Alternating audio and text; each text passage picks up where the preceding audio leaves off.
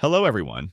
Today I'm here to present the 5th season of What If Naruto Was Ignored by His Family and Made a Contract with the KITSUNE'S.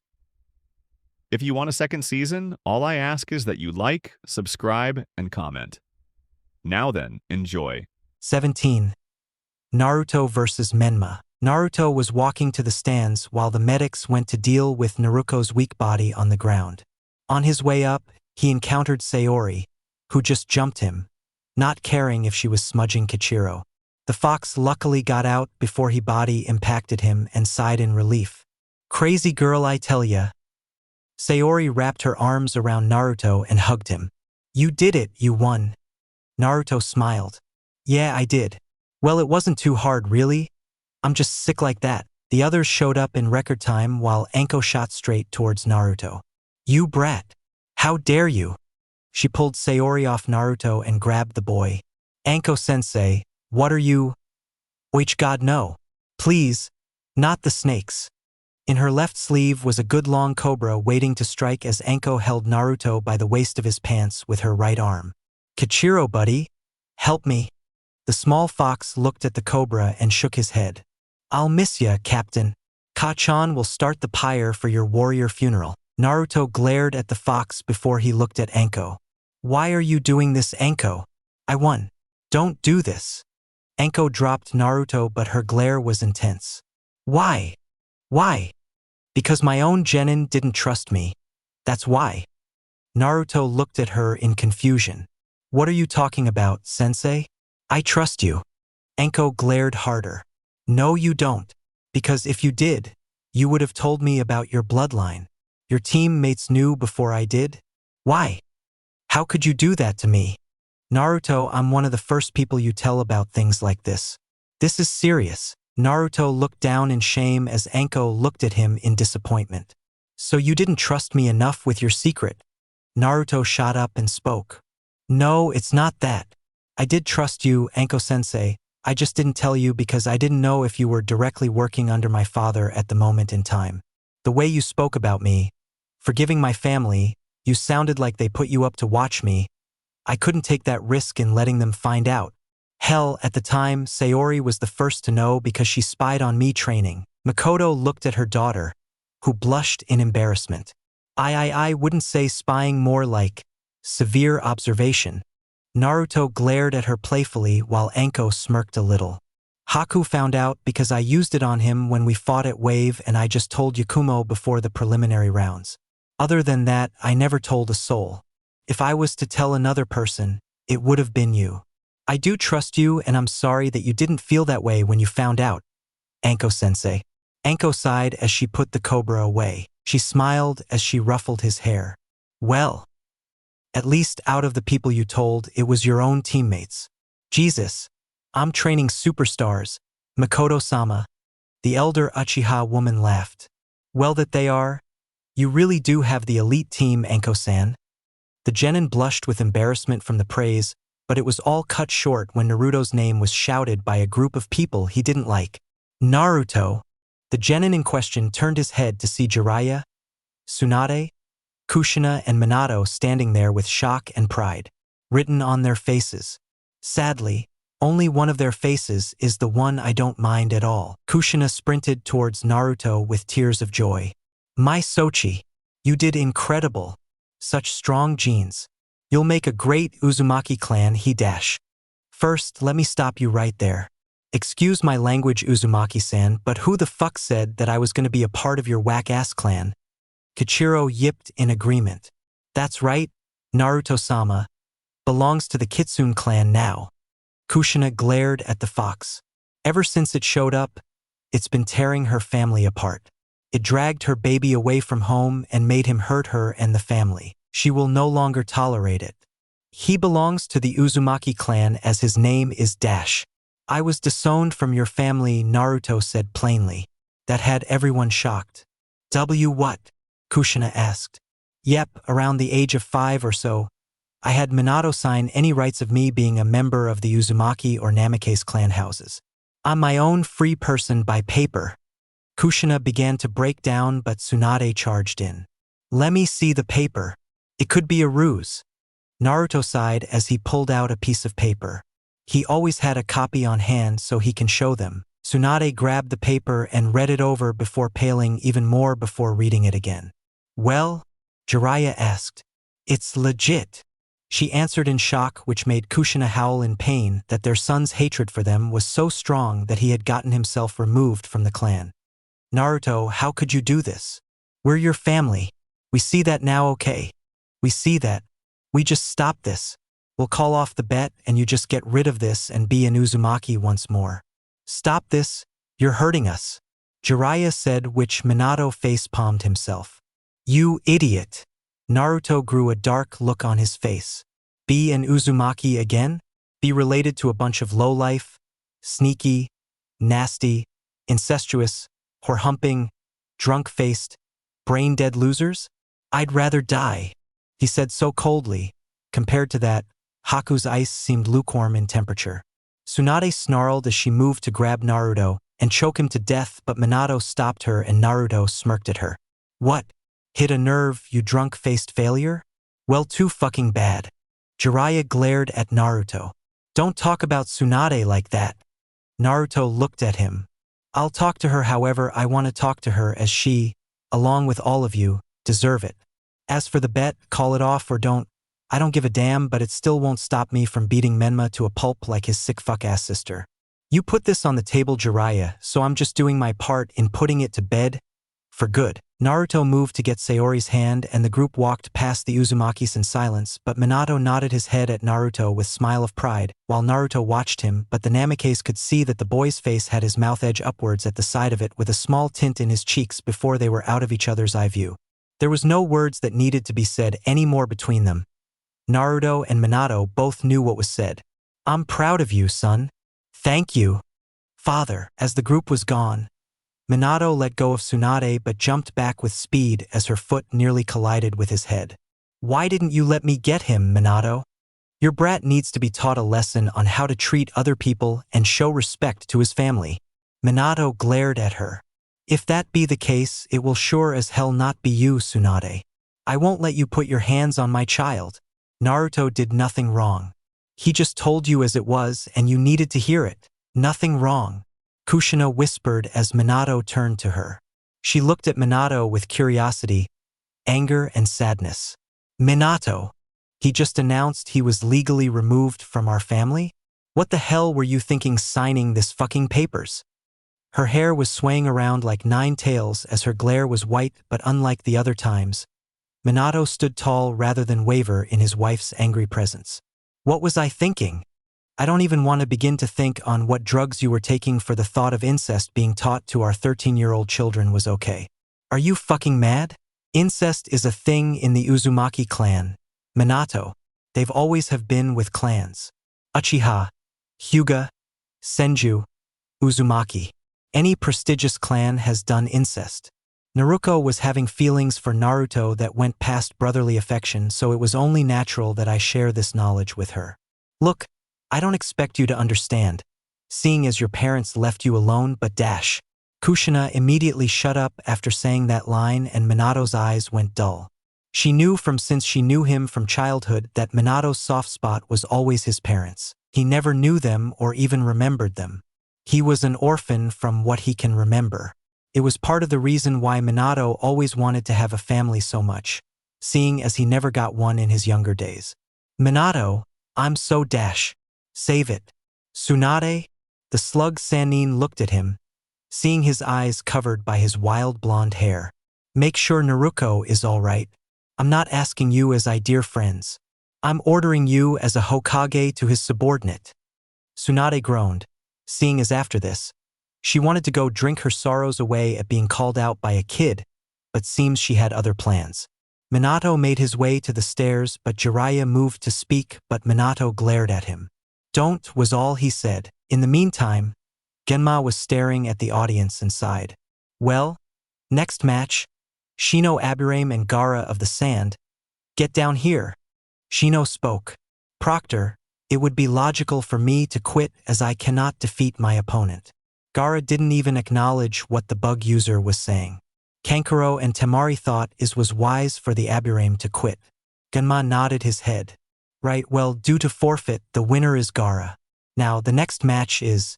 Oh lord! Genma sighed as he read the next match. This one was gonna be a doozy and he was ready for it.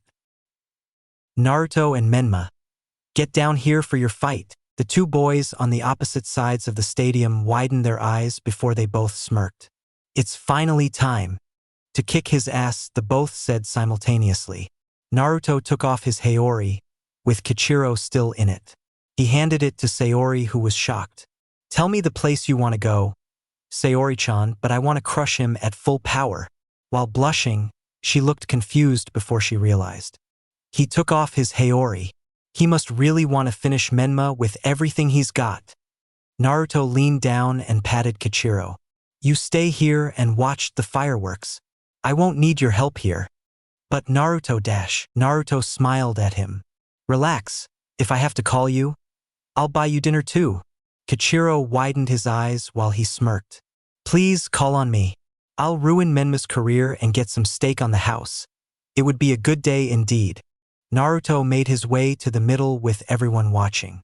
The tension that was in the air was thick as Menma and Naruto glared at one another. Menma chuckled, which made the older brother ask, "What's so funny?" Menma glared at him. It's funny. Somehow, even before the Chunin exams, it was always going to lead to this very moment. Me beating the living breaks off of you. You will fall to me today, Naruto Kitsune, and you will always be in my shadow as I become Hokage and rule your life forever. Naruto looked at Menma with a blank stare as the younger brother just smirked at him. Genma took notice in Naruto's eyes. It had a lack of light in them. He was subconscious.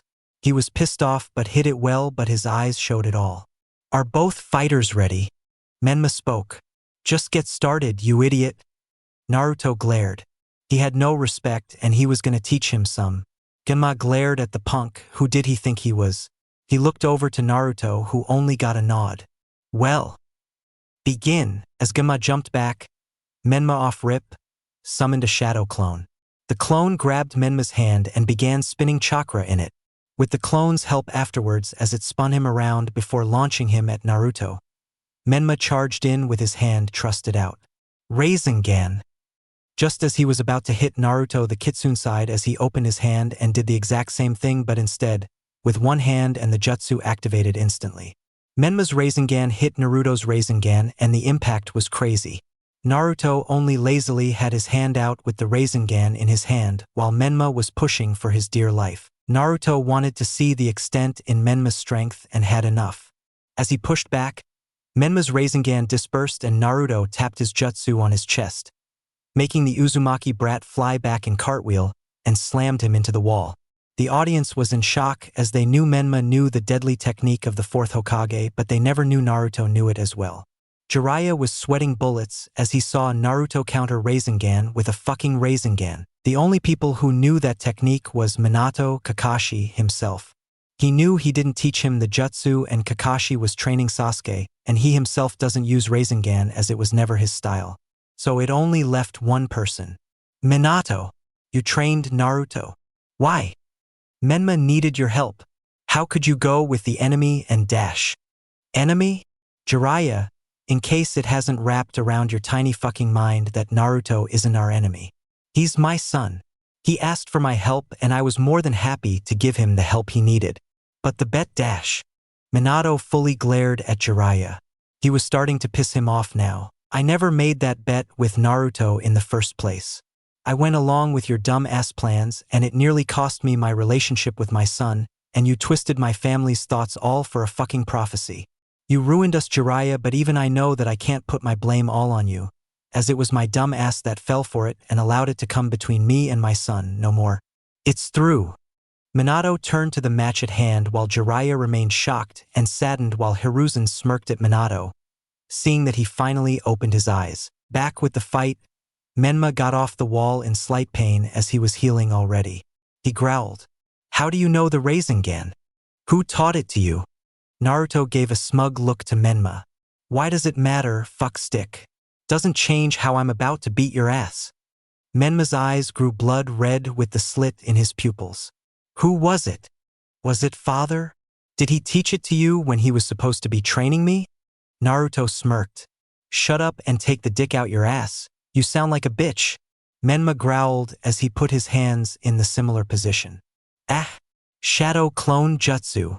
Soon, Naruto was surrounded by tons of Menmas. Get him! Naruto laughed as he saw all the clones come in at him at once. He decided to play at taijutsu too. He wanted to prove to Menma, to Kushina, Tsunade, to Jiraiya, to all of Konoha how different Menma and him were in terms of skill and talent. What better way than to crush him with everything he threw at him? Once the clones neared him, Naruto went into the defensive form of his fox/wolf taijutsu hybrid style. He focused on the fox style more in this fight as it had more of a defensive power to it as it focused on counter-striking and evasive ability. Each punch and kick was parried and sent a blow to the unexpected areas of the clone's body like the knees, neck and back. He even aimed a kick in the nuts for one clone which made Fuzzy Nuts flinch in the mindscape. Each wave of clones were destroyed and it pissed Menma off. He understood how Niji Hyuga did it, seeing as the Hyuga were known for their taijutsu, but what the hell was Naruto? He was effortlessly taking them on, like they were nothing to him. Like he was nothing to him. That got his blood boiling. He'll beat Naruto with an inch of his life for disrespecting him. Fuck the bet. If he thinks he can just beat me, if he even dare to think that he is better than me, I'll kill him. No one is better than me. Least of all, him. Menma began to scream in hatred and rage as he charged at Naruto. He felt as if he was going at Jonin speeds. Naruto was so preoccupied with the clones, he didn't see the original Menma run in and send a powerful punch to his face. It was powerful as it launched him to the stadium wall, which left a good crater in it where Naruto's body laid.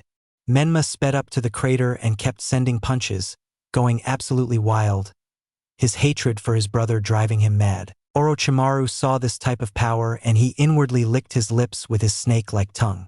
How extraordinary! Such raw power unleashed so disgracefully in technique. Jiraiya is a fool, he can't train such raw potential like that. But me? He. In the stands, Sayori watched in horror as Menma kept beating on Naruto, as well as Yakumo and Haku. It was to the point where if he didn't stop, he would murder Naruto. Mikoto put a hand on Sayori, which made her look at her. Trust in Naruto-kun's strength. You think if he fought Naruto when she was in one-tail state, he'd let Menma catch him off guard with that weak attack. The Genin and Haku calmed down some when they actually thought about it. Naruto was just as fast as Naruto, maybe even faster. He wouldn't get caught up in that attack even if he was dead tired. Hell, even before the speed boost, Naruto was quick enough to catch Orochimaru off guard and save Sayori's life. The girl in question calmed down as she actives her Sharingan and scanned the area only to find a powerful chakra build up, and she smiled, knowing who it belongs to. Back in the fight, Menma stopped punching the wall as he made the crater even bigger. He grabbed Naruto's head and threw him to the other side of him, landing in front of the audience eye view. He turned to look at his pathetic brother, but to only see that it was a wooden clone. What? Like it? A voice said. Menma and the audience turned to find Naruto at the other side of the stadium. Wood style, wood clone. It's way more durable than the shadow clone technique and more useful too. I can do anything with them. With my newfound speed, I created a clone and substituted with it before you reached me. You're kinda slow, Menma, but now.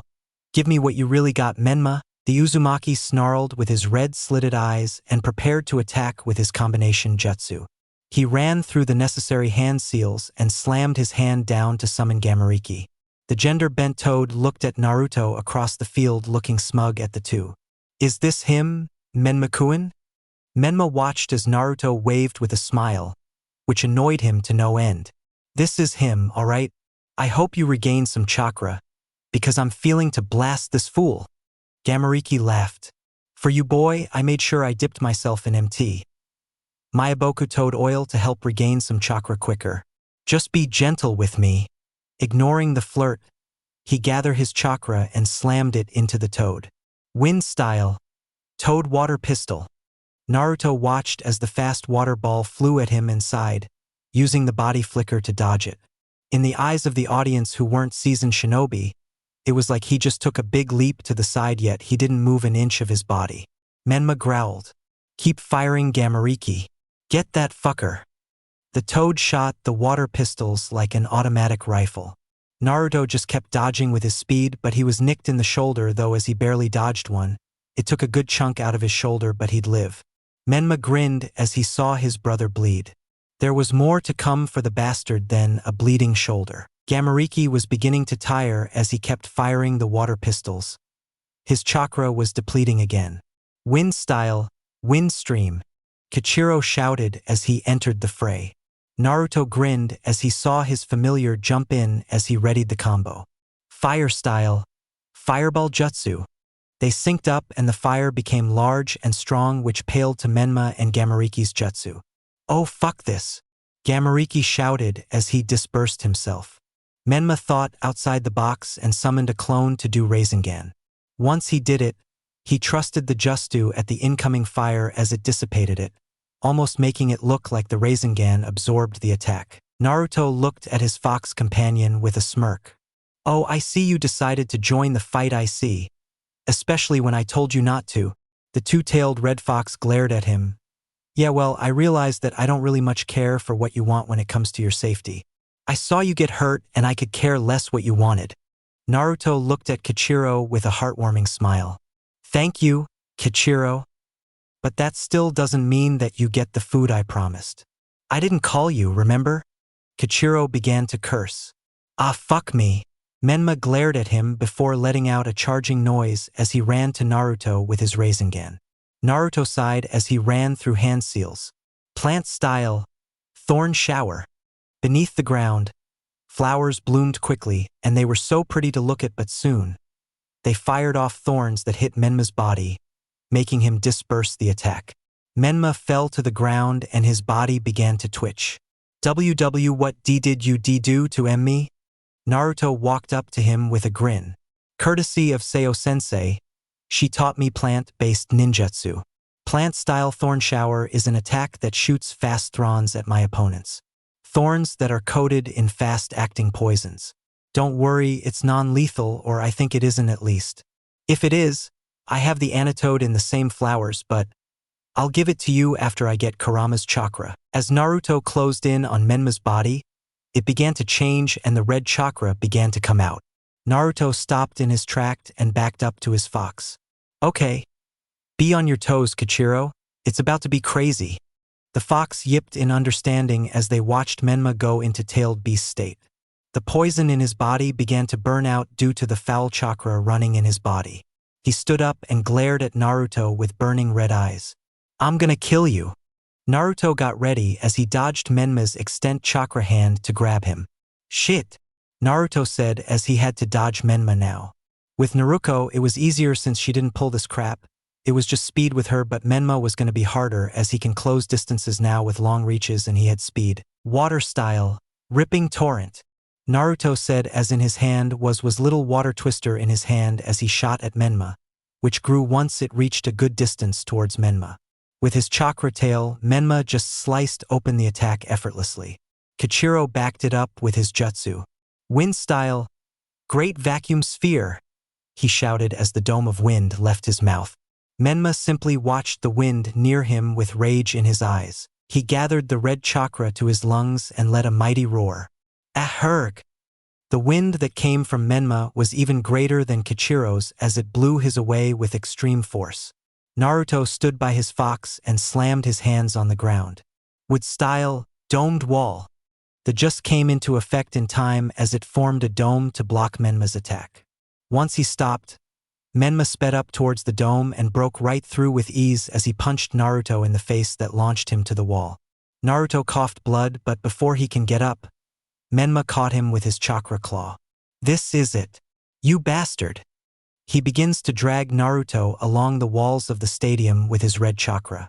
You cause such pain to our family.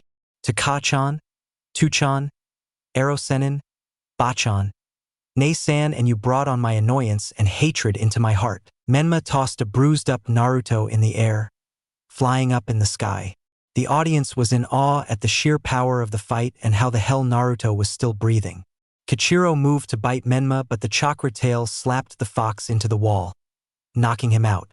Menma jumped up and kept body-checked Naruto in the air before grabbing him with the chakra claw and slammed him down to the stadium ground that created a huge shockwave.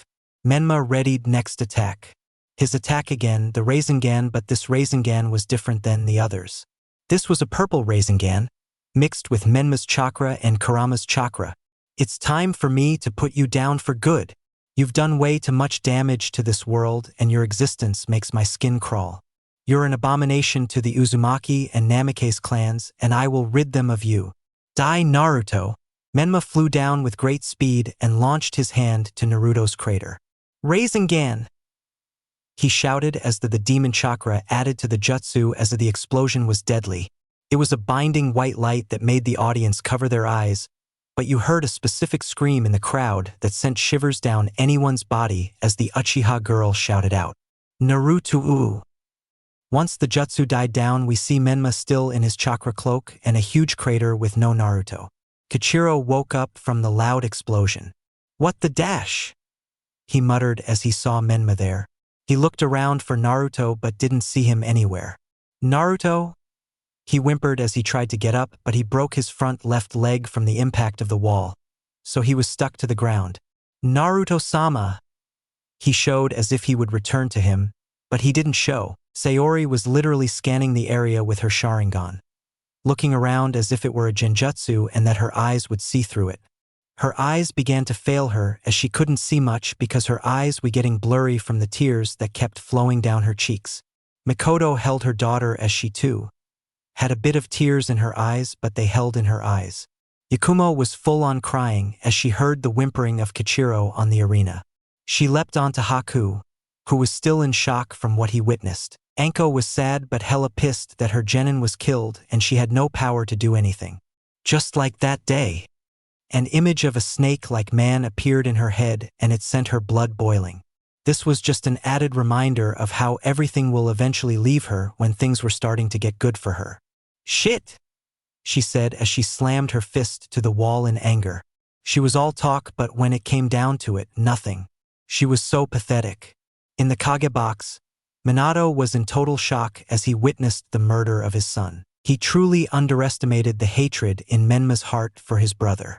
He knew that Menma and Naruto didn't get along, and even though it wasn't healthy, it just wasn't the family's top priority at the moment between Naruto's disengagement from the Uzumakis. He just never knew it was this bad. Minato put his hands in his head and did the only sensible thing to do in this situation. He cried. His son was dead and it was at the hands of his brother. I'm such a terrible father. If only I knew Menma's hatred ran this deep, I would have corrected this, but too little and way too late, and Naruto had to pay the price. Naruto, as Minato sobbed and was consoled by Hiruzen, Orochimaru was watching with pure admiration. He liked Menma's ruthlessness. He can use someone like him on his side. He looked down into the stands to find the ANBU that was supposed to be Kabuto and waved some signals to him. Kabuto himself understood and looked down at the cubified Menma. It seems you sparked Lord Orochimaru's interests, Menma-kun. You and Sasuke-kun. Kushina was in a hot mess. Naruto, her eldest, her baby boy, was dead by the hands of her youngest. She knew that Menma would win, but this was just too much. She didn't want him to die. Now he'll never come home and she couldn't make it up to him. Oh Sochi, no. My Sochi. She sat in her seat and just cried.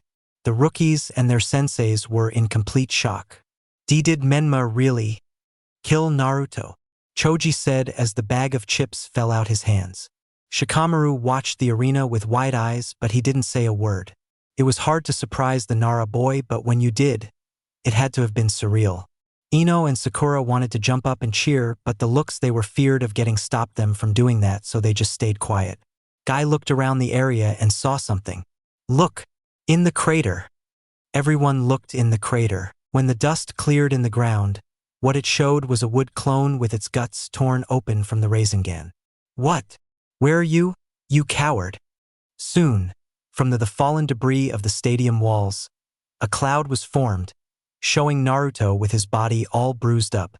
He summoned fire to his hands and sent a left hook to Menma's face. You think yourself so innocent, you fuck? Naruto let down a strong right hook to his brother's face. You tormented me. He sent a punch to his gut. From the first moment of breath that you and Naruto shared, it all had to be about you.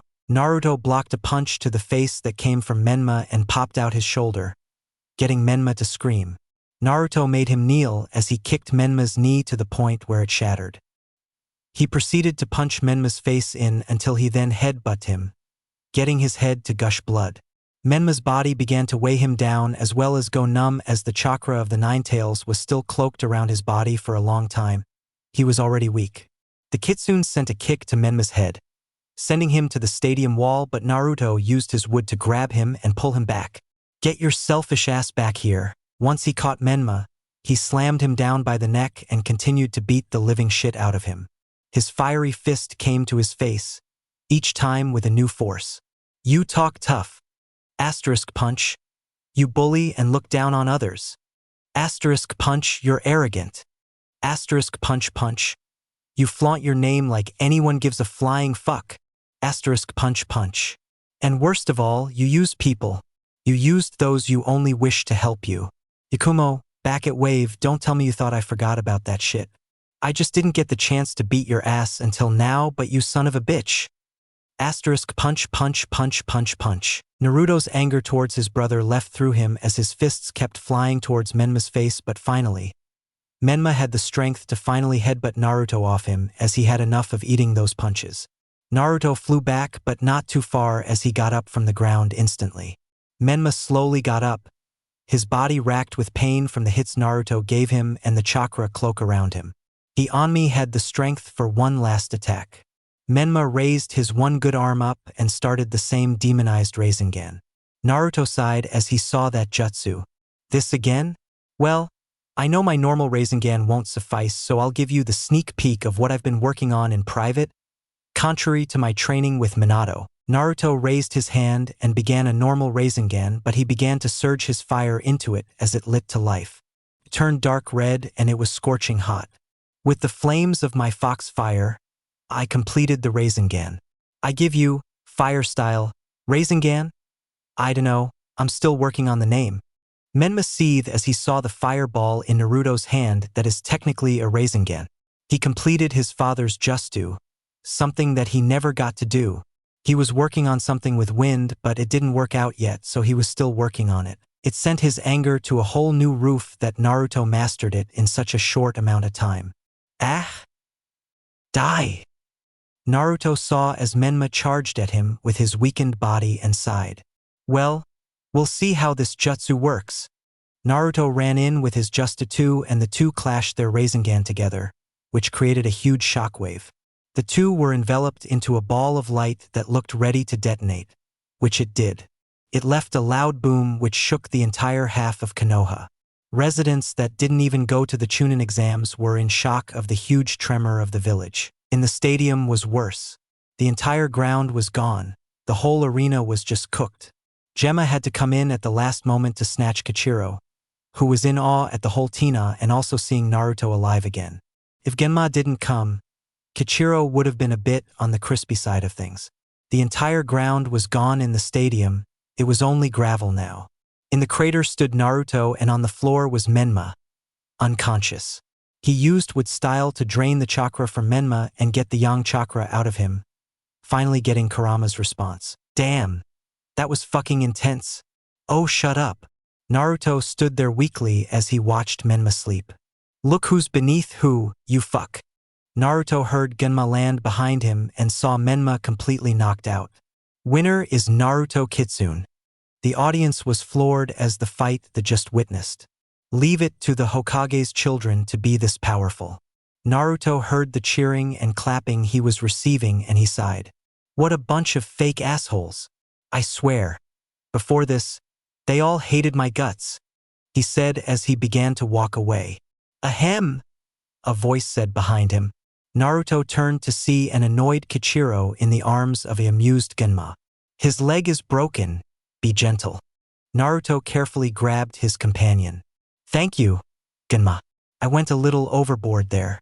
I didn't expect the reaction of my overpowered Rasengan with Menma's tailed beast chakra Rasengan to do so much damage.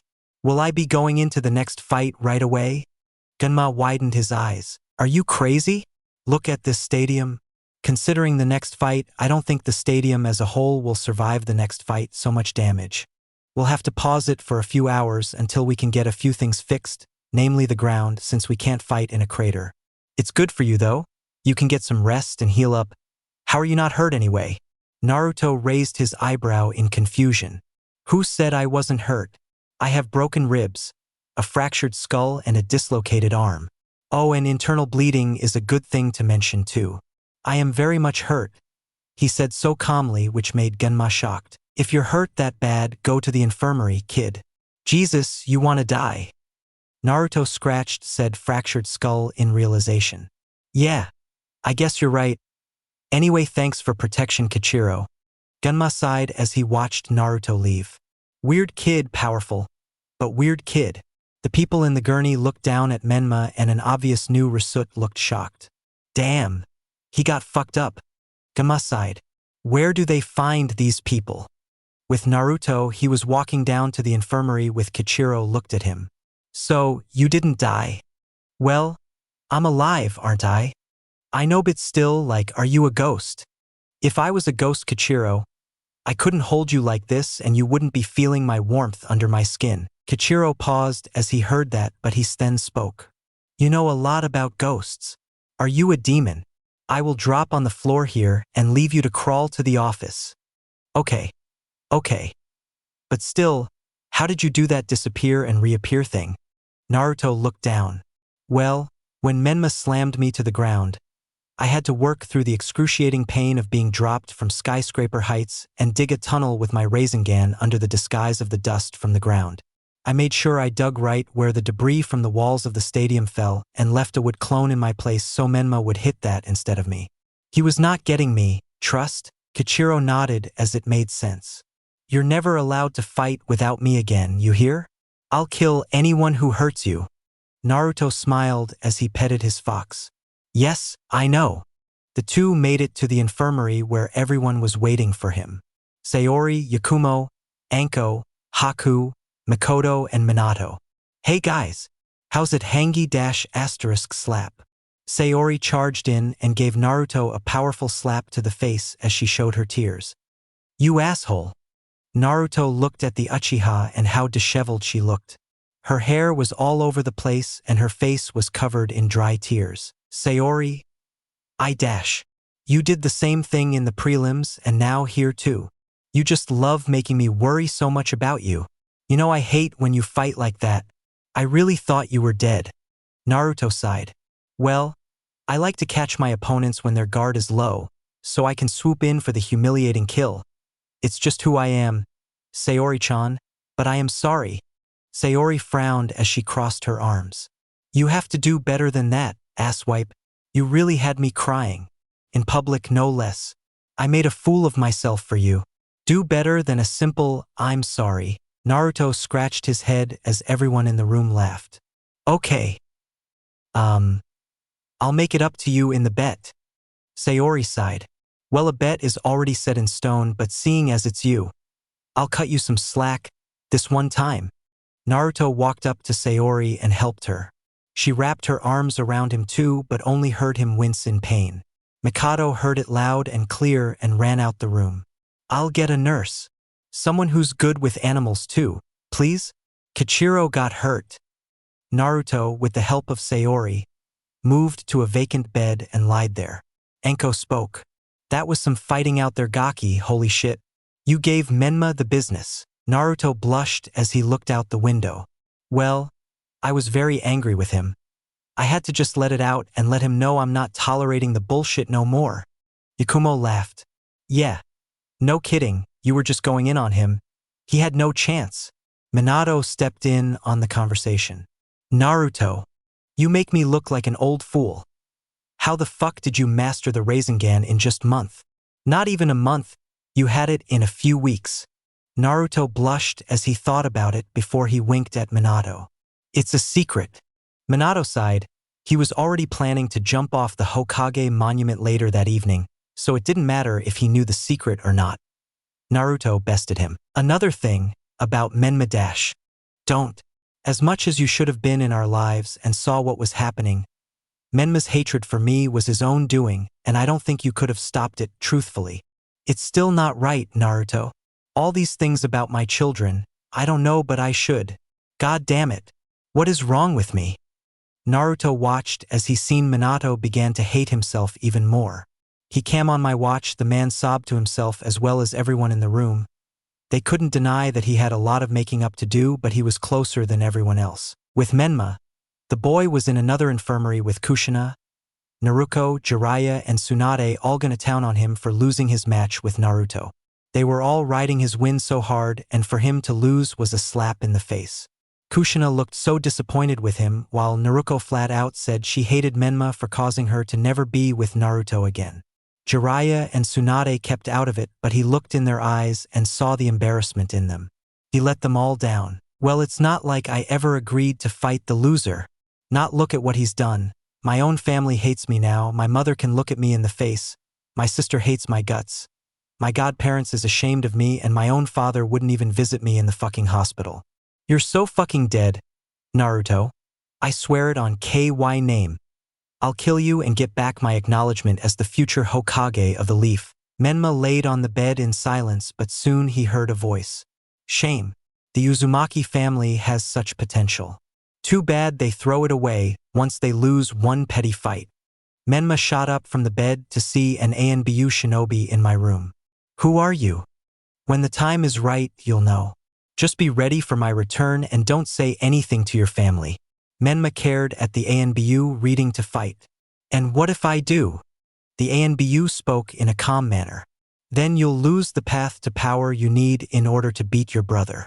Is that what you want to do, Menma-kun? Menma widened his eyes in shock before he watched the ANBU disappear. Who was that? He said out loud, but the more important question was said in his mind. With the power he spoke off, will he really beat his brother? 18. Fight Gaara, they said. It'll be easy, they said. Part 1. In the recovery room, Naruto was being healed by the hospital second in chain, Shizune. She was also one of the few people that didn't shun Naruto when he was younger, and whenever he was hurt extensively from training or from the abuse of others, he would go to her to heal his wounds. She was his secret personal medic. She was also what Naruto would consider his big sister. Naruto-kun, you really do too much sometimes. And you too, Kichiro-kun. I'm not a miracle worker like Lady Tsunade. Naruto smiles as she bandaged him up as well as Kichiro's leg. She healed most of the important stuff like the fractured skull, internal bleeding and dislocated shoulder, but his ribs will take some time healing, as well as Kichiro's broken leg. Well, if we weren't crazy like this, the excitement from your life would be gone. Shizune. Naruto smiled as well as his little fox, which got a annoyed but amused medic Nin. Just be careful next time. I would automatically say that you should forfeit your next match, but I doubt you'd listen to me. Would you? Naruto smiled wider. You know me too well, sis. I have to put this to bed. I'd say be on standby, though I'll try not to get too hurt like last time. Shizune sighed. She wondered if Naruto just loved pain like some of those weird people she'd see in those brothels. She left the room, leaving a distraught Sayori. The others in the room left, leaving just the young Uchiha girl who was utterly silent. What's up, Sayori-chan? You idiot. What else am I to worry about right now? You shouldn't fight him. You should be resting. Naruto smiled as he petted his fox. You know, normally how this story goes is that you are worried that he'll kill me or something. You sound as if you have the utmost confidence in me, Sayori shouted at him. Of course I do. There's no genin in Konoha capable of beating you. Some chunin would be hard-pressed in beating you too. Gaara is no different. He's just a creep with sand. I know you can beat him, though like this I'm a bit worried. He's an unstable kid.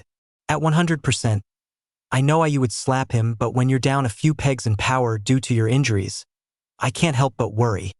Naruto smiled as he held out his hand and some of Nine-Tails' chakra leaked out on Will. Sayori watched it in awe. You stole the Nine-Tails' chakra back. Naruto grunted. Of course I did.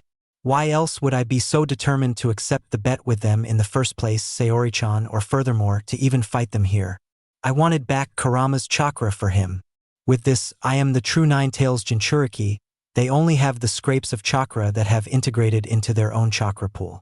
If I took that, then it would kill them, so I had to take the stuff that was unaffected, and Kurama will just recharge what was missing. Yep, and I'm around 80% recharged thanks to the returning chakra. Now it'll take some long sleep to regain 20%, maybe a few weeks at best if I use the normal sleep and wake up routine. If I were to go straight to sleep and don't wake up, few days as most. Then what the fuck? Do the last option? It'll save so much time. The thing is, asshat, is that I can't lend you my chakra at any given time since I'll be sleeping. You can't wake me for anything once I sleep. It's almost like hibernation. All my systems shut off and you have no access to my chakra. You'll be on your own till I wake up. I cut off the link between us. The only way to access me is through Fuinjutsu and your new Fuinjutsu master. Naruto groaned. Option 1 seemed too long, but it was safer seeing as he'll have a second source of chakra no matter what, but he can't go wild. Option 2 seemed better seeing as it'll only be days, but he won't be able to access anything of Kurama, so option 1 is the safest. Alright, we'll go with option 1 to be safe. I don't know, I feel like some dumb shit's about to happen soon. I'ma need everything I have to be able to get out of that. Rest well though, fuzzy nuts. I'm not going to sleep now, asshole. Naruto chuckled and Sayori smiled. You talking with Kurama again? Yeah. Fuzzy Nuts is being a bit mean today, he answered, ignoring a loud growl in his head. Sayori laughed. You need to stop calling a mountain-sized fox such a vulgar name. Good, Sayori. Tell this fucker again. Kurama roared. Aw, he loves it. He acts like he doesn't, but he does. So does that mean your healing has gone up? You know, I read a lot of books on Jinchurikis before, and they always have accelerated healing. Sayori kept going on about the Jinchuriki and their healing factor being greater than the average shinobi. Seeing her ramble on about the healing aspects of Jinchuriki, Naruto smiled as he grabbed her head and pulled her in for a kiss on the lips. Sayori's eyes widened as she felt his lips on hers, but she loved it and embraced it, kissing back with equal amount of passion. He pulled back as she looked so dazed, but her eyes and cheeks fluttered. I promise you, when I get back, there will be another one of those waiting for you after my match and when we go on that date. Sayori smiled as she nodded her head in agreement. She will love to have another one of those with Naruto. He smiled at her, seeing her dazed face. Before she was able to shake out of it and request another kiss, Kushina, Tsunade and Jiraiya came into the room. You stole it, Jiraiya shouted. Naruto switched from lovey-dovey with Sayori to blank-faced to the others in the room. Oh, Kit. By the way, the Uzumaki family are on their dash. Yeah, I see them, fuzzy nuts. Thanks, Naruto said sarcastically. Stole what? Whatever could you mean? He said innocently. The chakra, the yin and yang chakra of the Nine Tails that was sealed into Menma and Naruto are gone. Only a piece of it was left for them to live. You stole it when you defeated them, didn't you? Admit it. Jiraiya yelled at him. Naruto blankly thought about. Should I fuck with them, play like I don't know, or should I just admit it and just slap it in their stupid dick-sucking faces? Decisions. What a time to be alive. Indeed it is, Kit. Indeed it is. Naruto decided there was nothing they could do about, so might as well let them know. So what if I did? Not like they're dead. I could have killed them, but that's just too dark. Who am I? Menma? 'Cause if the roles or powers, so to speak, were reversed, if he wanted me dead, then fucking dead I am. Sayori chuckled a bit, but Kushina glared at her. Don't you have something else better to do than annoy my son with your Uchiha presence? Naruto glared at Kushina. Rather have the Uchiha's presence than the presence of a neglectful, dumb, incestuous Uzumaki. Kushina felt okay she had been backhanded while Jiraiya continued. Why would you do that, Naruto? Do you know what you've done? You've just painted a target on you back that you don't have the necessary power to protect. You're helpless now. Now enemies will hunt you down now. Naruto scoffed as he turned to the window, petting the sleeping fox. Oh please, Jiraiya. When has my life ever been target-free? I've been wanted. In my own village, nonetheless. What makes my life now worse than before? The room was silent before Naruto turned to the door. I think you know the way out. Kushina dropped to her knees. Naruto-kun, please. I know I haven't been there for you like I should have been, but dash. Wow, understatement of the year, he said. Naruto, please, give us the chance to fix things. I want to protect you. I want to be a mother to you like I should have been. I don't care about that fucking bet. I won't stop till you let me in. That is my promise on my Uzumaki name and heritage. I will get you back. Believe it. Naruto stared at her like she was an alien. Believe it? What are you? Some kind of dumb-ass motivational protagonist. Get out. Tsunade glared at Naruto but grabbed a sobbing Kushina as she moved out with Jiraiya. Sayori waited till they were gone. You know, he does have a point, Naruto-kun. People will be gunning for you more than they already are. You're an Uzumaki whether you like it or not. You have the wood style that died with the first Hokage and now you're the Nine-Tails Jinchuriki. You are the player chip that everyone would die to have now. Naruto thought about it before he smiled. Does the danger make me any less attractive? Sayori spoke with her teeth clenched. It makes you all the more sexy. She pulled him into a short kiss before Yakumo ran in the room. Well, well, well. Look at what we have here. Both Naruto and Sayori were floored. Shut up, they both said before Yakumo laughed. Well, in any case, Naruto, it's time. They're calling you. Sayori looked at him with worry as Naruto got up, waking up his little fox. Sorry, Akaneheim. I'll be gentle. Huh, what? Naruto raised an eyebrow in shock before he ignored it, seeing as he had no time to indulge with his fox about a certain wolf back in the Kitsune realm. Can you fight? Kichiro got up after his stretch and yipped.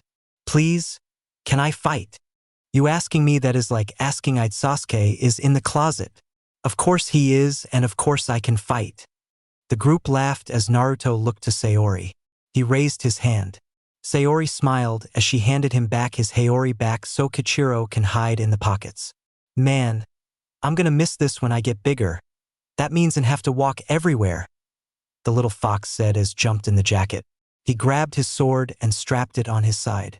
Wish me luck, he said before flashing out with the body flicker, leaving Sayori and Yakumo. Okay, he so has to teach me that technique, Sayori said with Yakumo nodding her head before the two raced out of the room to get to the stands.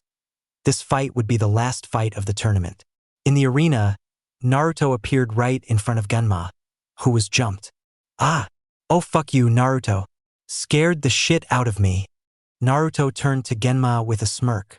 Well, you're a shinobi, Genma. You should be ready at all times dash. You're a shinobi, Genma.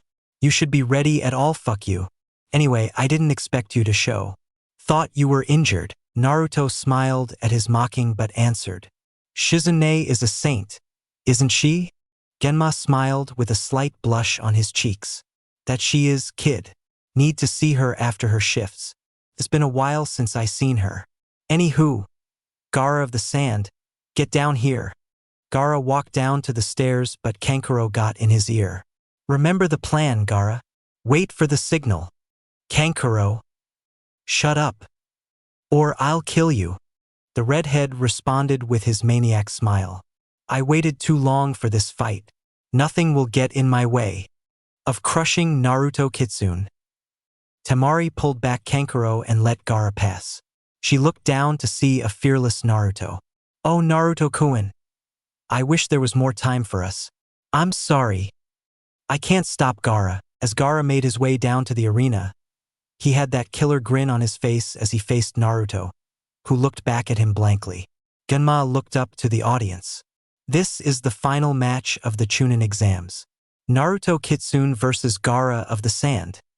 In the stands, Sayori and Yakumo joined up with Mikoto, Anko and Haku as they watched the fight from below. I can't believe Naruto is still gonna fight such an opponent while he's injured, Mikoto said with worry all over her face. I know. He's just like his sensei. So determined, Anko smiled to lighten the mood, which I kinda worked as Mikoto spoke. Yeah, no kidding. Come on. It's starting, Ka-chan, a familiar voice said. Everyone turned their heads to see Naruto pulling Kushina's hand. Menma was behind, wrapped in serious bandages from the burns of Naruto's punches. Tsunade was a close follow behind them, making sure to monitor the two Uzumakis in case of something going wrong. Sasuke also decided to tag along with, as well as the annoying company of Sakura. Mikoto pulled over Sayori and Yakumo away from the other group as possible, though Sasuke stood by his mother and sister. "What are you doing here?" Sayori asked them. Naruto glared at her. "We came here to watch my Nissan's fight and watch him win the tournament," Sasuke scoffed. "I just came to see the Dobe lose and get bodied. If I, an Uchiha elite, can't beat that sand freak, no one can. Least of all, the Dobe. Yeah. Naruto Baka doesn't stand a chance if Sasuke-kun couldn't do it. Right, Menma-kun?" Menma glared at her, which made her shut up. He just analyzed Naruto down there in silence. He wanted to see how far Naruto can go. And hopefully, with the promised power he'll gain, he'll crush him. But Menma did wisen up. He believed that besides him, Naruto was the strongest out of the graduating class, just not stronger than Menma's own potential. "You beat me once, Naruto, but when I get that power, I'll crush you and show you your place." He knew he lost Nine-Tails chakra, which is fine. He knew his talents lie elsewhere and Orochimaru will bring it out, unlike Jiraiya and his useless family that was always holding him down. After he got that power and finished with Naruto, he'll deal with the Uzumakis next. "I hope that brat knows what he's doing," Tsunade said with a glare. Mikoto spoke. "He has your grandfather's bloodline, of course he knows what he's doing. Don't be so quick to judge." Kushina just watched with a thin line for a mouth as Genma started the match. "Begin," and done. JK. Can you imagine if I did that? Lol, I'd hate myself. Naruto jumped back as soon as he saw the first wave of sand charge at him. He immediately pulled out his sword and encases it with chakra to give him the extra strength to cut through such dense sand. Naruto sliced through the wave of sand so he can look Gaara in the face. "You'll have to do better than that, Gaara." The sand Jinchuriki glared at him before he grabbed his head and began shaking as he screamed. "Ah, mother! Please calm yourself. You get his blood. I promise, Kurama, Kichiro and Naruto were thinking the same thing. "What the fuck?" Gaara finally calmed down as he stared at Naruto with a calmed look. "Well, are you just gonna stand there? Or are you gonna fight?" "Naruto Kitsune," said boy, looked at the redhead and shook his head. "This dude needs the Lord. His soul is tainted with demons," he said while Kichiro prayed. "Oh great Lord, help guide the power and holiness of Naruto's backhand to Gaara's face. Amen." "That was a good prayer, Kichi." Naruto praised as he disappeared from view, but only to be seen above Gaara. The redhead saw the shadow above him and he was shocked, but the wall of sand was in front of him before he could strike. Naruto smirked. Gaara seen that smirk before. He fought Lee and Sasuke and both of those opponents used speed against his sand, so he was expecting Naruto to do that too, so he readied all his defenses, but what Naruto did shocked him. His sword simply cut through the sand like it was nothing. The top of Naruto's blade was long enough to cut Gaara's cheek through his sand shield on his body, getting him through the putter defenses of his sand. That had him and the sand siblings shocked. He did it with zero effort. He showed that not only can he touch Gaara, he can hurt him with a single stroke of a sword, and it was frightening for him. Blood seeped from the slice cut as Gaara backed up away from Naruto as the blonde pointed his sword at the sand Jinchuriki. "I do not need to get past your defenses like the other two. I can cut you down easily with my sword. My kenjutsu style is from the Kitsune clan and it is feared. This technique I use is quite powerful as it can cut through stone. Your sand is no different. I don't need to be fast." Naruto ran at him much like how Lee and Sasuke were, but just a tad bit slower. He had his sword ready to strike, but Gaara jumped away to the side, but Naruto appeared right beside him and flipped him with a leg sweep. "Your close combat sucks balls, Gaara. Come on, this is getting too easy." Naruto immediately made a Rasengan. "Come on out of your shell already. Rasengan," he said as he slammed the chakra ball into Gaara's gut and dug deep into it until he heard a crack before he pushed him away into a cartwheel to the wall of the stadium. Genma and a few other Chunin were annoyed. "Hey, what the fuck, man? We just fixed that stadium." "Sorry." Naruto yelled back with a sheepish laugh until he heard more cracking coming from the wall. He saw the sand leak from Gaara's body as he laid there in defeat. Kankuro and Temari were in utter shock. That kid just took out Gaara's sand armor in one hit. Jesus, this kid's tough. Temari was somewhat relieved that Naruto was alright, though she did worry for her brother as he slowly got up. Gaara was smiling crazily at him before he then raised his hand. Sand coffin. Beneath his feet, the sand began to move around Naruto. He jumped out in time before it can entrap him, but the sand followed him very fast. Naruto ran around to avoid getting touched, and he had to use the body flicker to avoid a wave of it. Jesus, how much sand does he have in that fucking gourd? Did he bring all of Suna with him? He thought as he leapt away. He eventually saw Gaara begin to create more armor for his body. Oh hell no, he said. Got to think quick. I don't want to have to get that shot in again to break his armor. What can slow this sand down? Water style, Naruto thought before running through seals. Water style, ripping torrent. The whirlpool of water that hissed the sand was perfect as it drenched the sand good as it was moving slowly. Now you. Naruto gathered chakra into his blade before he threw it like a tomahawk, letting the sword spin in a fast motion. It cut through the sand like paper before its destination, which was Gaara, drew close. The redhead saw the sword coming at him and freaked out. He jumped away from it but only saw Naruto's fireball headed in his direction. He drew me out of my sand-s position. I'm airborne and my sand can't get to me fast enough thanks to the water jutsu. Fire style, fireball jutsu. The ball of fire headed straight for Gaara and the drenched sand had no hope of getting to him in time. He also didn't have his sand armor in him. This was gonna hurt. He got angry as he couldn't believe he was bested so easily by him. No, you won't lose, you ignoramus. You will kill him. I want his blood soaking your sand. Gaara. Shikaku surged his chakra through Gaara as he began to grow and the gourd in his back began to turn into sand itself. He then gained a long sand-like arm with claws and half his face transformed into Shikaku. Kit. Now that's disturbing. That is something we can both agree on. Could you imagine if that were our transformation? Like, have my face is on your face, you'd be one ugly motherfucker. Well, your side of the face would be ugly, I'm sexy as hell. If that were to happen, just know you'd only be getting pussy because of my sexy-ass face. Kurama.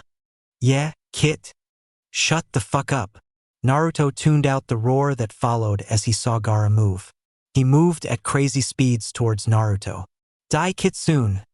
He shouted before he thought he close-lined him to the wall, but Naruto body flickered to the other side of the stadium. It was then when Naruto noticed feathers flying in his face. What the fuck? He said as felt weird. Kichiro jumped out of his pocket. Genjutsu. It's Genjutsu, he said as he but Naruto as the pain brought him to the real world. Thanks, buddy, he said as he jumped away from Gaara's attack. He saw Gaara rush at him with a killer look in his eyes. Naruto ran through seals. Earth style. Rock bullet jutsu. A rock the size of cart was thrown at Gaara, which hit him head-on and made him land on the ground. Genma came beside him and had a kunai out. Genma. What gives with the feathers? What's going on? The Jonin frowned. Take a good look around you, kid. Naruto glanced around the stadium to see that there are multiple Sand Jonin and Sound Jonin attacking Konoha Jonin and Chunin. He also saw that the Hokage box was surrounded in a purple aura on the roof. Naruto frowned. We're under attack. Good eye.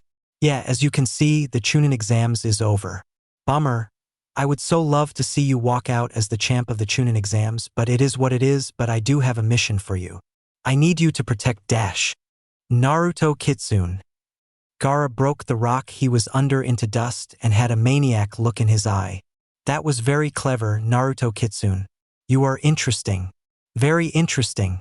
Show me more before I crush you. Both Gen-A and Naruto grew uneasy as the latter spoke. Yaha. I think I'm gonna be a little busy before I start accepting any missions. Gemma-san. Can I take a rain check? Oh yeah. Good luck, Gaki. I'll cover your 6-inch. Naruto nodded with a smile as he jumped up. If you want to fight, follow me. was Naruto's response before he leapt out of the stadium with Gaara crazy ass, following his prey. Gemma noticed a kunai following Naruto's back, but Gemma intercepted it with his own long senbon in his mouth. You won't get far, Baki Baka. The Sand Jonin with turban headgear. Well, we'll see about that. As the two clashed down there, things were heating up in the Kage box. On one side was Hiruzen, who was in his battle gear, Jiraiya and Minato. On the other side was the Kazekage, or so they thought, as the man ripped his disguise off to be revealed as Orochimaru. So it was you, Orochimaru. Glad to have confirmation. You know, that cross-dressing really did come in handy from when we were kids. Jiraiya insulted but only got a chuckle from the snake Sannin. Oh well, what do we have here? All my favorite people in one sitting. Sensei, the one who trained me and gave me my desire of ninjutsu. Jiraiya, my fumbling idiot of a teammate who always chased after me. Minato, the prodigy child who stole my dream right from under me. If only Tsunade could have been here, I would have loved to have seen her one last time before I killed her. Why are you doing this, Orochimaru? Why attack Konoha after all these years? Minato shouted. Why, you ask? Well, it's simple. Ever since that day, I only dreamed of burning Konoha to the ground. I also have a few people in mind that I wish to take with me to further my power and to add a bit of salt on the wound of Konoha's destruction. You will not have Sasuke Uchiha. Not on your life. Hiruzen said. I have let you live on my foolish mistake, but today is the day that I rectify that. Today is the day that you finally die. Orochimaru. Menma. Hiruzen summoned his monkey staff and readied himself. Orochimaru smiled as he looked at his sensei. Well, that was one of the things I liked about you, sensei. You always got down to business. Fine. I'll indulge you with some old student-teacher sparring before I ultimately kill you. But for your friends, I have something to keep them occupied. Orochimaru went through insanely fast hand signs before the group saw two coffins rise from the ground and open. In said coffins were two of the most powerful men to ever walk the earth. One was a tall man with tan skin and dark eyes. He had waist-length black hair typically styled in a center-parted fringe that framed his face. He wore a dark red armor worn over a simple black suit with sandals. This armor was constructed from numerous metal plates, formed into multiple protective guards along his body. Each collar of his shoulder guards bore the Senju symbol. He had a simple headband of the leaf. The other one was a fair-skinned man with silver, shaggy hair and red eyes.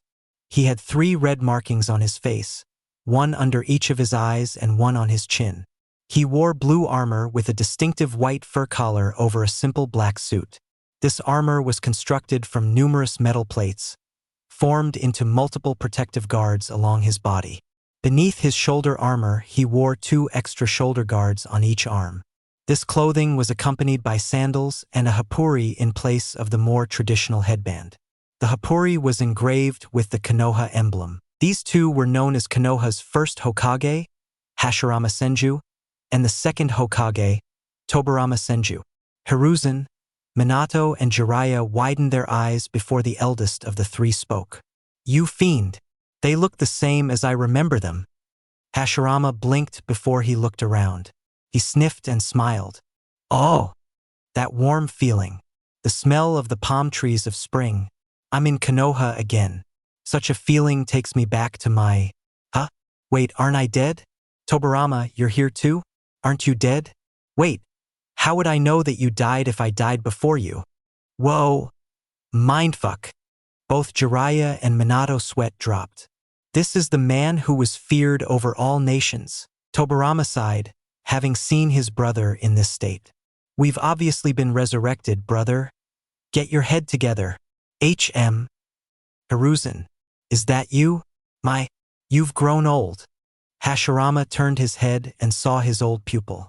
Oh, Hiruzen. Damn, you've gotten old. I just said that, brother. Well, now I said it, so it's much better now, and it matters 'cause I'm older. Tobirama sighed as he rubbed his head. You fucking idiot. Hashirama glared at the other 2 shinobi. Who the hell are they? Jiraiya pushed Minato aside so he can do his dance. Well, I'm glad you asked, my lord, for I am the Lady Charmer, the sage of MT Mayaboku, the unstoppable Jiraiya, he said as he did his usual dance. The two dead Hokage just blankly looked at the toad sage with an unimpressed glance. A toad summoner. Well, I shouldn't be surprised. They're usually this boisterous. I'm surprised brother wasn't one himself. Tobarama, don't disrespect me in front of people. And you, the blonde one? Minato cleared his throat as he turned around and pointed to the back of his Haori. I'm Minato Namikaze, the fourth Hokage, sir. Hashirama immediately brightened up. Oh, the fourth Hokage, huh? Nice, nice. It's good to see that Hiruzen found a capable successor. Orochimaru had enough as he did a hand seal to bind them. Enough useless banter. I want you to kill Minato and Jiraiya. I'll take Sarutobi-sensei. The two Hokage were silent as the second Hokage went for Minato while the first Hokage went for Jiraiya. Now it is your end, Sarutobi-sensei. You will die today.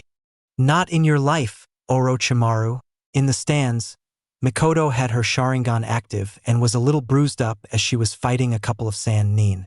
She was grabbed a hidden kunai she had under her sleeve and quickly slit the Jonin's throat. Haku was going to town on a couple of Sound Nin himself, having used his ice to make dozens of ice senbons and struck vitals in their bodies. Sayori, Sasuke, Sakura, Yakumo, Naruto and Menma were hidden behind Kushina and Enko, who were dealing with the Jonin that came after them. Sayori looked down to the arena to see Naruto gone. Sensei Naruto, he's gone and so is Gaara. Enko looked down to see that herself and frowned. He must have taken Gaara away from the arena to avoid any interference from any shinobi, from either side. But to where? I think I can help with locating him. Kakashi flew in with a kick delivered to the Chunin behind Mikoto. Kakashi! Enko growled out, but he only smiled. Hello, Enko. Kakashi, what do you mean that you can help us find Naruto? Kushina said in an edge in her voice. Kakashi didn't respond, but he cut his finger with a kunai and ran through hand signs before slamming them to the ground. Summoning Jutsu. What appeared is a small pug dog with a Konoha outfit on. Pakin here will track Naruto's scent and lead him back up, cause not only Gaara was following him, but there was also those other his siblings. Sayori raised her hand. Permission to lead backup team, sir. Permission granted. Sayori, you, Yakumo, Shino and Shikamaru will go after Naruto dash. Why does she get to lead, but furthermore, why does she get to go? I'm an Uchiha too. I can take Gaara down better than these idiots can. Sasuke-kun is right. And if he can't do it, then Menma-kun can. Enko glared at them. The reason I'm not sending you all is because you have recently fought and are injured. It's like sending you to your imminent deaths, which is a no-go, and Sakura has no talent, so it's a 100% death rate for her, while the rest is like 70%. You all can help the civilian evacuation, Mikoto said as she caught a kunai from hitting Yakumo and threw it directly into a Tsunade's neck. Pakin spoke. Alrighty, listen up. If all goes well, I'll let you touch my paw. It's really soft. Nah, Kichiro-kun's paws are way softer. And he's way cuter. Thanks but no thanks for the offer. Now come on. Let's get Shikamaru and Shino and we're outta here. Right. Yakumo said as she, Sayori and Pakin headed for Naruto's direction. Yakumo helped by putting a genjutsu on them to not let them be detected. Kakashi slammed his lightning-covered hand on the wall of the stadium, creating an exit leading to the village. Meanwhile, Sasuke, Sakura, Menma, and Naruto, you'll be helping the civilians off the streets. We'll be here covering your escape. Be excited, Menma. Sasuke, this is your first A-rank mission since Wave. Go! Begrudgingly, Sasuke and Menma lead the way with the girls following afterwards too. At least that's what they thought, as the Menma that was with them was just a shadow clone. The real Menma was running behind Sayori's team as they had finally woken up Shikamaru and Shino and took off for Naruto. Unknowingly, Kabuto, in his ANBU disguise still, saw Menma run into the forest. He raised his hand. Follow them was what he said as 9 Sound Jonin ran after Menma. 19. The invasion. I hope you have a plan of attack. Naruto-sama, Kichiro spoke as he sniffed out the sand siblings chasing them. Naruto smiled. I have a plan. Attack. That made both Kichiro and Kurama just sweat drop. I'm gonna die / I'm gonna die, both foxes thought in unison. The invasion started quite abruptly for everyone, more especially for Naruto as he was in the middle of his match with Gaara, though he had yet to finish it seeing as it was interrupted. He expected for just Gaara to just follow him out here, but he never expected his siblings to follow him, so he had 3 enemies to deal with. No matter, Kankuro is a puppet user, so his defenses shouldn't be too hard, and Temari isn't too complicated either as her jutsu are wind jutsus, though she can be a mean strategist when she wants to be. Gaara will be the real problem though. The situations I get myself into. Naruto had to think of how to fight all of them at once. It's not that big a deal, Kit. You got them in the bag. Gaara though, watch out for him. Naruto nodded with a smirk. With Kurama's motivation in mind, Naruto stopped running. Naruto-sama? What are you doing? They're hot on your trail. Naruto smiled. Divide and conquer, Kichiro. Naruto shouted as he created 10 wood clones, and all of them, the original included, jumped away from the approaching sand team. You want to fight? Find the original me. Then and only then will we fight Gaara. Find him. If you don't, I'll kill you both, too. Both Temari and Kankuro looked scared before they agreed and leapt to find the clones in different directions. The original Naruto waited in the middle of the forest, sitting down on a branch. And now we wait. Let's see how smart the Sand Jinchuriki is. Meanwhile, with the rescue team, Sayori along with Shino, Shikamaru and Yakumo with Pakin leading the way. How far out is he? Yakumo asked. He shouldn't be too far. Naruto wouldn't drag the Sand siblings outside the Fire Country border. Shino said with his usual monotone voice. Well, he isn't far, but he isn't all that close either, especially not now, Pakin said with Sayori on alert. What are you talking about? Well, I can smell his scent, but it seems like it's split up into multiple different directions. Sayori frowned. Clones. He's trying to scatter the siblings and Gaara, so he has a fair fight. Shikamaru finally spoke up. Oh man, this is such a drag. Why did you have to wake me up, Sayori? I was perfectly content with just sleeping on the ground. You would rather stay in the stadium and have a chance at being killed rather than save your friend? The Uchiha girl clapped back. And besides, you weren't even sleeping, Shikamaru. You were wide awake along with Shino, Yakumo said, but Shikamaru only groaned. It was a simple genjutsu, nothing too discerning about it. I was way more content about staying there. Naruto's got this in the bag. And if he didn't? Sayori asked. Shikamaru remained silent afterwards but sighed. Sayori just chalked it up to the Nara just being lazy, because even before her and Naruto were even talking on positive terms, she would always spot the two talking. She knew the Nara cared for him, he was just too lazy to show it. Pakin started, alerting the whole group. What, Pakin? What's wrong? Yakumo asked. We're being followed. It's by 9, no, 10. 10 people, but I think at least one is a friendly, I think. This put the group in a tense situation. They didn't know they were being followed. They thought they had a clear getaway from the village, but clearly not. Ah fuck, Sayori cursed. How? I thought we were good. What happened? It's more than likely that the friendly that's following us is more than likely what lead pursuers, Shino said with Shikamaru agreeing.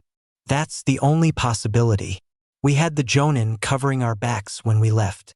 Sayori turned to Pakin. Who's the friendly? Can you describe them? All I know is that their scent isn't foreign like the other 9 ones, so he's of your village. My snout is not that strong. Both Sayori and Yakumo frowned and slightly began missing the team's fox, as Kichiro would have no trouble figuring out who's on their trail or not. The fox would even point out their chakra affinities to help come up with a plan of action. Well, we're screwed, so troublesome. Hold on. We can still ambush them. We have the forests down packed. While they don't, we can use our terrain to our advantage. I thought of that as well, but it won't work. Shikamaru shut Yakumo down. Wait, why not? Because for two simple reasons. Yes, we can ambush them, but a successful ambush must meet the requirements. One, the terrain and the speed of our attack. Now, while our team isn't completely incompetent seeing as we have a great Genjutsu user, a girl with impressive eyes, a guy with many poisonous insects and me, a paralyzing jutsu, but the first option is what we fail to meet. Yes, we know the area, but so does our enemy. They were specifically put together just for this. Orochimaru is a former Konoha shinobi. He knows these neck of the woods more than we do. Heck, I wouldn't even put it past him to have hidden entryways around here. They're Jonin and we are Genin. Sayori, I'd say that out of all of us, you're the fastest one here and still you aren't going to catch a Jonin off guard. None of us are. But my Genjutsu dash. Also a good thought too, but these guys are Jonin. They more than likely have a counter for you. So there's only one option on the table. One of us has to play decoy, but that person will more than likely die. The group tensed up at that, but before Sayori spoke, Shikamaru sighed. It has to be me. And why the hell does it have to be you? Because my shadow paralysis is the only thing that can hold them off the longest. It has to be me. Yakumo looked so disheveled. She didn't want to do this. Shikamaru. Just go. I'll be all right. The faster you get that idiot, the better. Are you sure about this? Shino asked, even he seemed hesitant to leave the Nara by himself. Oh, for God's sake. Just go, he shouted. Sayori frowned as she turned around. Come on, let's move out. Sayori? Yakumo shouted in shock.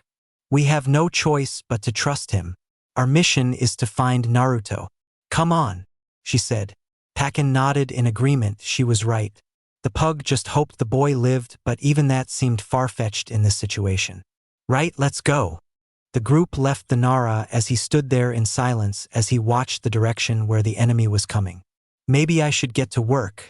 Man, I should be in the hideout with Ka-san. This fucking blows. Just as he was about to get his plan in motion, he heard a person pull up, and just as he was turned around to fight, he groaned, seeing who it was.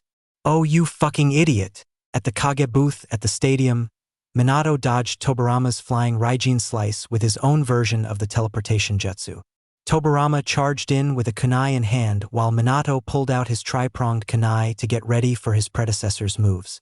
Tobarama sent a fast kick to Minato, but he fourth Hokage blocked it and continued to block those fast kicks before the Senju picked up his pace. He sent a fast punch to Minato's stomach, but the blonde blocked that, but he the faced a kick sent the fourth flying a bit, but it on my turned out to be a clone. Tobarama turned around to be met with a Rasengan to the face, exploding the upper body of the second Hokage. The man's feet kept waddling before the lower body fell over, dead. Minato glared at the ground. Forgive me, Lord Second, but you gave me no choice. Now to help Hiruzen or Jiraiya. Hiruzen looks like he wants to be left alone to finish off his student, and Jiraiya seems to be struggling against Lord First, but then again. Fuck Jiraiya. Unfortunately, Minato didn't get to enjoy the victory, as he sensed the negative chakra rebuild itself before he dodged a lethal swipe to his head from the rebuilding body of Tobarama. What? But I killed you, Minato said as he jumped back away from a kick. Tobarama went directly to jutsu as he began his hand seals. Water style, water shockwave. The water wave came at him so fast, but Minato used just flashed out of the way right behind Tobarama. Tobarama immediately turned around to see Minato standing there. Stop this, Lord Second. We shouldn't fight because of Orochimaru's orders. Tobarama frowned as he was able to stop his body for a few moments. Listen and listen well forth. I am a reanimation from my own jutsu. With this jutsu, I am basically immortal. My body can reform after any attack. Seeing as you know about Fuin Jutsu, thanks to your obvious use of flying Raijin, you have the chance to stop me. How, Lord Second? Well, you have to stop the caster of the jutsu, but I doubt my brother or I, once I lose control of my own body again, will let you, so you must neutralize me. You know Fuin Jutsu, right? You must, considering your use if the flying Raijin. Quick! Minato nodded his head as he flashed towards Tobarama. He had an immortalization seal in his hand, ready to plant it, but unfortunately, it wouldn't be that easy. Oh, and no. My body. Soon after he said that, the anger and annoyance left Tobarama's face, replaced by a blank face. Minato went to slap the seal on him, but Tobirama quickly ducked. He soon pulled out a kunai and quickly slashed Minato's side, getting a grunt of pain from him with blood trickling out his Hokage Haori. Tobirama moved to do move, but Mimit flashed out of there before another strike was made. Minato appeared by the barrier with a hand at his bleeding side. Shit. So much for the fastest shinobi in history. I let my guard down. No more fooling around, Minato. I can't die yet. Not until Naruto forgives me, and I have more work to do in that area. Minato immediately sensed danger coming from his left with his sensory ability, dodging a high kick. What happened between these two were just blurs, as it was battle between two flying Raijin users, one silver flash and the other golden yellow. Meanwhile, with Jiraiya and the first, the Toad Sage was keeping his hands still as he ran from the first Hokage's jutsus. He never thought that he'd be on the receiving end of Wujutsu, but it was either this coming from the original Wood-style user or he'd have to deal with a certain blonde with a fox, said Blonde, who was taking a nap in the middle of the Konoha forests, sneezed himself awake with the fox on top his belly to jump up in fear. Holy shit! Who's here? Come out! I'll fuck you up! The red two-tailed Fix shouted, much to the Kitsune's amusement. Back with Jiraiya, he had to dodge more tree branches as the first Hokage just analyzed him with his hands in the earth hand seal. Jiraiya ran through hand seals before shooting out fire at the Hokage. Fire style, Dragon Flame Jutsu. The fire jumped out of Jiraiya's mouth and directly at Hashirama, who had a blank face entirely. The dead Hokage nearly just slapped away the jutsu like it was nothing before zooming to Jiraiya's face with a fast punch to the face that shook Jiraiya's body with pain before Hashirama delivered a power gut blow with his foot, kicking him into a tree he created. Jiraiya shook of the pain quickly as he saw the Hokage charge at him again. He immediately went through hand seals again to stop this. Earth style, Dark Swamp, he said. Hashirama stopped moving immediately as he realized he was sinking. Jiraiya smirked, but it elfed as soon as the smirk came as Hashirama slammed his hands together and from the swamp, roots of wood had stretched out from underneath the Hokage, pretty much saving him from the water. Shit! Why did I have to get the strongest Hokage? Hashirama spoke. Because, I just don't like you. Jiraiya widened his eyes. Wait, so you're not being controlled? The first shook his head in a negative. Then why the hell are we fighting? Hashirama frowned. I just said it, I don't like you. Your aura shows you to be cocky, almost like Orochimaru, but yours is a type of cocky that pisses me off. I wanted to fight you myself. But you're weak. Jiraiya ignored the insult but asked, how'd you break out of his control? Oh well, Orochimaru is using my cells. How can you control a person with their own cells? It's preposterous. I was just faking though. My brother, on the other hand, he looks to be having trouble, but it seems the fourth Hokage has him on the ropes. He must be good with Fuinjutsu. Jiraiya began to do his dance. Well, of course he is. I trained him myself. Do that dance again. One more time. I dare you to. Jiraiya shut up immediately. He got the real-life experience as to why people called this man the god of shinobi from his era. Hashirama's exerted his chakra to the point where it was so dense it was cracking the entire roof just because. Okay, I'll stop. As soon as he said that, Hashirama canceled the flow of chakra surging. Great. Now let's help Hiruzen. The fourth Hokage can join up later. Jiraiya nodded as the two ran to help the third Hokage, who was battling Orochimaru with a staff in hand while the snake user was swiping at him with his sword. Meanwhile, with Sayori's group, they had kept going on to follow Naruto's trail, but soon enough, Pakken stopped. Incoming. The group frowned as they all tensed up, seeing how something fast come at them, but upon glancing at who it was, Yakumo and Shino stopped tensing up and Pakken relaxed. Naruto! Yakumo yelled in relief. Sayori, on the other hand, who still had her Sharingan active, spoke out. That's not Naruto. It's a wood clone. A wood clone. Shino spoke in curiosity. Just before the clone could speak, Tamari came up with a swing of her fan and the wind traveled to the clone and cut it up, showing to be in fact a wood clone as it died. That's the last one. Damn, even for a clone. These things are tough, Kankuro said as he jumped beside his sister. Both teens were pretty beaten up. I know, if he really wanted it, we'd be dead right now. There's no way we could have stopped them if he weren't holding back. Sayori growled as she glared at the two, her Sharingan blazing. Hey! The Sand siblings turned their heads to see the group and frowned. Just what they needed, another group to fight. Gaara must be scouring the forest for Naruto. We have to find him and continue with the plan. Temari thought to herself. Where's Naruto? Sayori shouted. And why should we tell you anything? We have you right where we want you. Konoha scum. Kankuro shouted as he pulled out his puppet. It's a shame though. I would have vouched for him to come back to Suna with me. He and I would have been great together. Too bad Gaara is going to kill him now. Sayori's Sharingan was spinning wildly as her anger rose. You bitch! Shino looked over to Kankuro. We have unfinished business to attend to. You forfeited our match. Our fight has yet to start. Sayori? I know you're the leader of this team, but I think you should leave Temari to me, Yakumo said. What? No way. This bitch had my ass kicking coming. I'll fight her. You find Naruto. Your eyes, Sayori. Your Sharingan can detect which is the real Naruto and which isn't.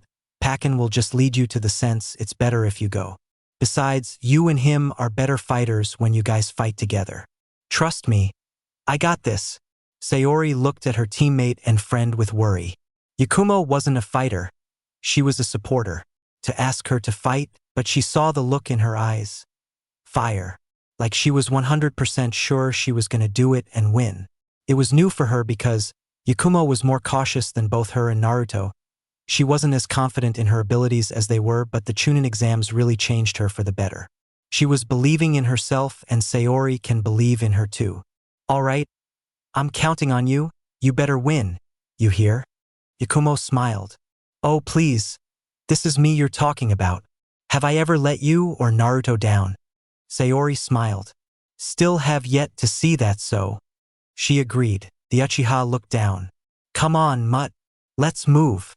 I'm not a mutt. Temari growled. I'm not letting you leave. Sayori smiled at her. Bet? She taunted before she jumped forward with Pakken. Temari moved her fan to swing towards the Uchiha to cut her in ribbons with her wind, but Yakumo moved at astonishing speed that she never showed before. She went for an overhead kick to Temari, trying to overwhelm her. Kankuro, who was still there, decided to intervene with his puppet. He had the puppet turn around and try to tackle Yakumo, but he was stopped by a swarm of insects to his face that Shino sent off. Sayori ended up getting away since Temari canceled the attack since she used the fan to block Yakumo's kick. Striking shadow snakes!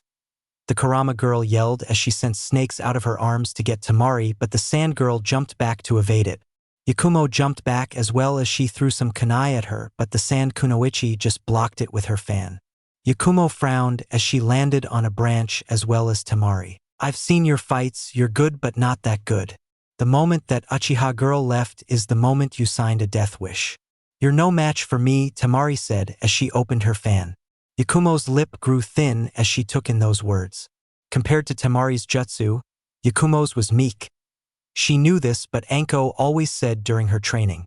The winner of the fight isn't measured by how many jutsu they wield. It's how they use them that makes them the winner. Just focus. There's still a chance to win this. Naruto and Sayori are depending on me. I have to win. Yakumo ignored Temari's comment and just readied herself. The sand kunoichi grew irritated. Take this, she said as she sent a powerful wind blast at Yakumo, who took it head on. Ah! She shouted as the tiny wind blades cut her up good, but she could still move. She dodged the next wind attack as she jumped to the tree branches to hide. Really? Hiding? Don't make me have to blow this entire forest down for you. Yakumo hid behind a tree as she wrapped her headband around a giant gash in her arm from the wind. She couldn't really do that, could she? How powerful is that fan of hers? Temari grew tired of looking as she pulled her fan to the third moon and waved it in the opposite direction of where Yakumo was hiding. The wind that came from the fan was so strong that it basically cut through damn near every tree, leaving only the stumps.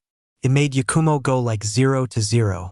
Okay, maybe she can blow through every tree. Meanwhile with Naruto, he was seen laying down on a branch with his head and over his eyes just taking a nap while Kichiro was curled up on his stomach but awake.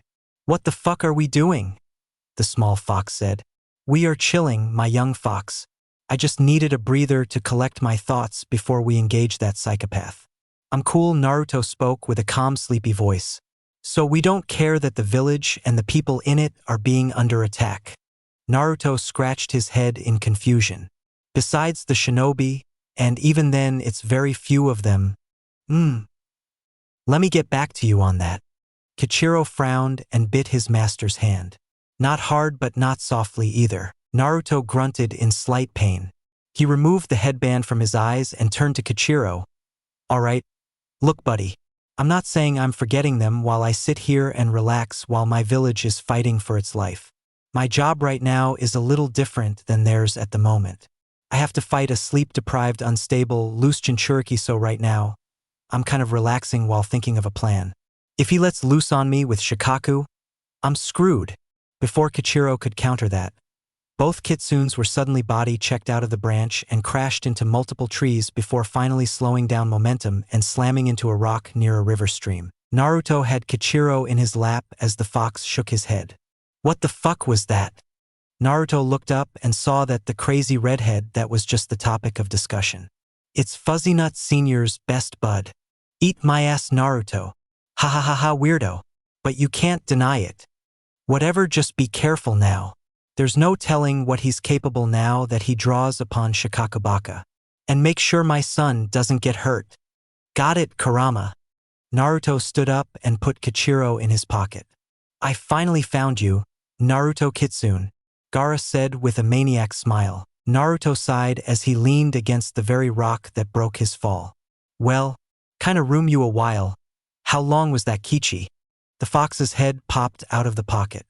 I believe it was nearly an hour and a half, Sharif. Thank you, Deputy. See, Gaara, you're kinda slow.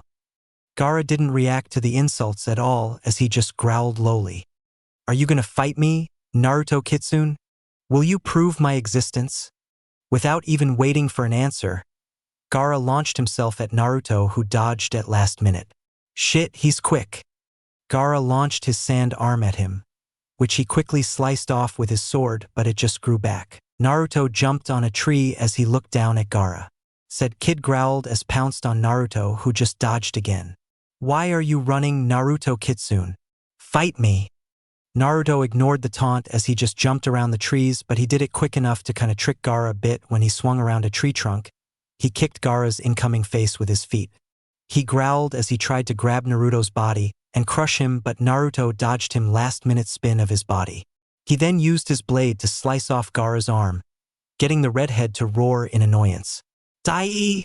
A tail was formed out of the sand of the gourd on his back, and it slapped Naruto away with power, launching him to a tree. Naruto winced in pain but shook it off as he saw the crazy sand demon charge at him. Naruto ducked and shot a Rasengan at Gaara's side. The chakra ball grind into the sand, creating a good gash in Gaara, getting the Jinchuriki to scream in agony. The red bead had formed his upper body into a small sand demon. With his huge sand arms, he slammed Naruto to the ground, creating a crater with his body. Gaara went to jump on him and crush him, but Naruto quickly ran through hand seals. All right, asshole. With style. Silent strangling jutsu. The ground around Naruto began to spike up into wood, catching Gaara by his limbs and held him while also draining him of his chakra. Ahurg! What is this? The wood began to start breaking as Gaara's raw strength was beginning to win out. Naruto immediately jumped up. You can't escape this. Rasengan. He slammed the blue chakra ball in Gaara's stomach and kept going at it. It was digging into the sand again as Gaara howled in pain as he was binded in the air by the wood. Naruto kept going until he saw the sand finally leave Gaara as he passed out from the pain. He stopped the jutsu, seeing as he would have killed him if he kept going. Well, that was easy, Kichiro said. Yeah. Tell that to my back tomorrow, Naruto said as he stretched his back, hearing a couple of cracks in the bones. Well, nothing Shizune and a good night's rest can't fix. Well, first we need to head back and help out with the invasion. Then, sleep. Kichiro yawned. I hear ya. Naruto grew a tick mark on his head. And what exactly are you tired from? Kichiro jumped out with a cute fox look with puppy eyes. I'm tired of looking cute all day. Naruto sighed as he nearly threw the fox out of his jacket but decided against it. Seeing as the fox is hurt, he wouldn't. Naruto! The blonde turned his head to see Sayori and some dog jumped down right in front of him. It's you, it's really you. Sayori? What are you doing here? She poked him in the chest. Looking for you, idiot, who else? I came here for you. Kichiro looked at Pakin and growled. What's that ugly-ass dog doing here? Pakin growled back. Ugly? Listen here, you stinkin' lousy fox. I'm just about the cutest thing on this planet. Don't ever forget that. Kichiro laughed like he heard a joke. Yeah, you're cute. When you're beside Smeagol, Naruto frowned. How did you find me? Your clones. I saw them with my Sharingan. They weren't the real thing. Somehow, my eyes can differentiate your clones and you. The clones have this thing about them that I can't explain that my Sharingan can pick up. Naruto nodded his head at that, not really sure how to intake that information. Maybe it's because her Sharingan is fully developed. No, that's not it either.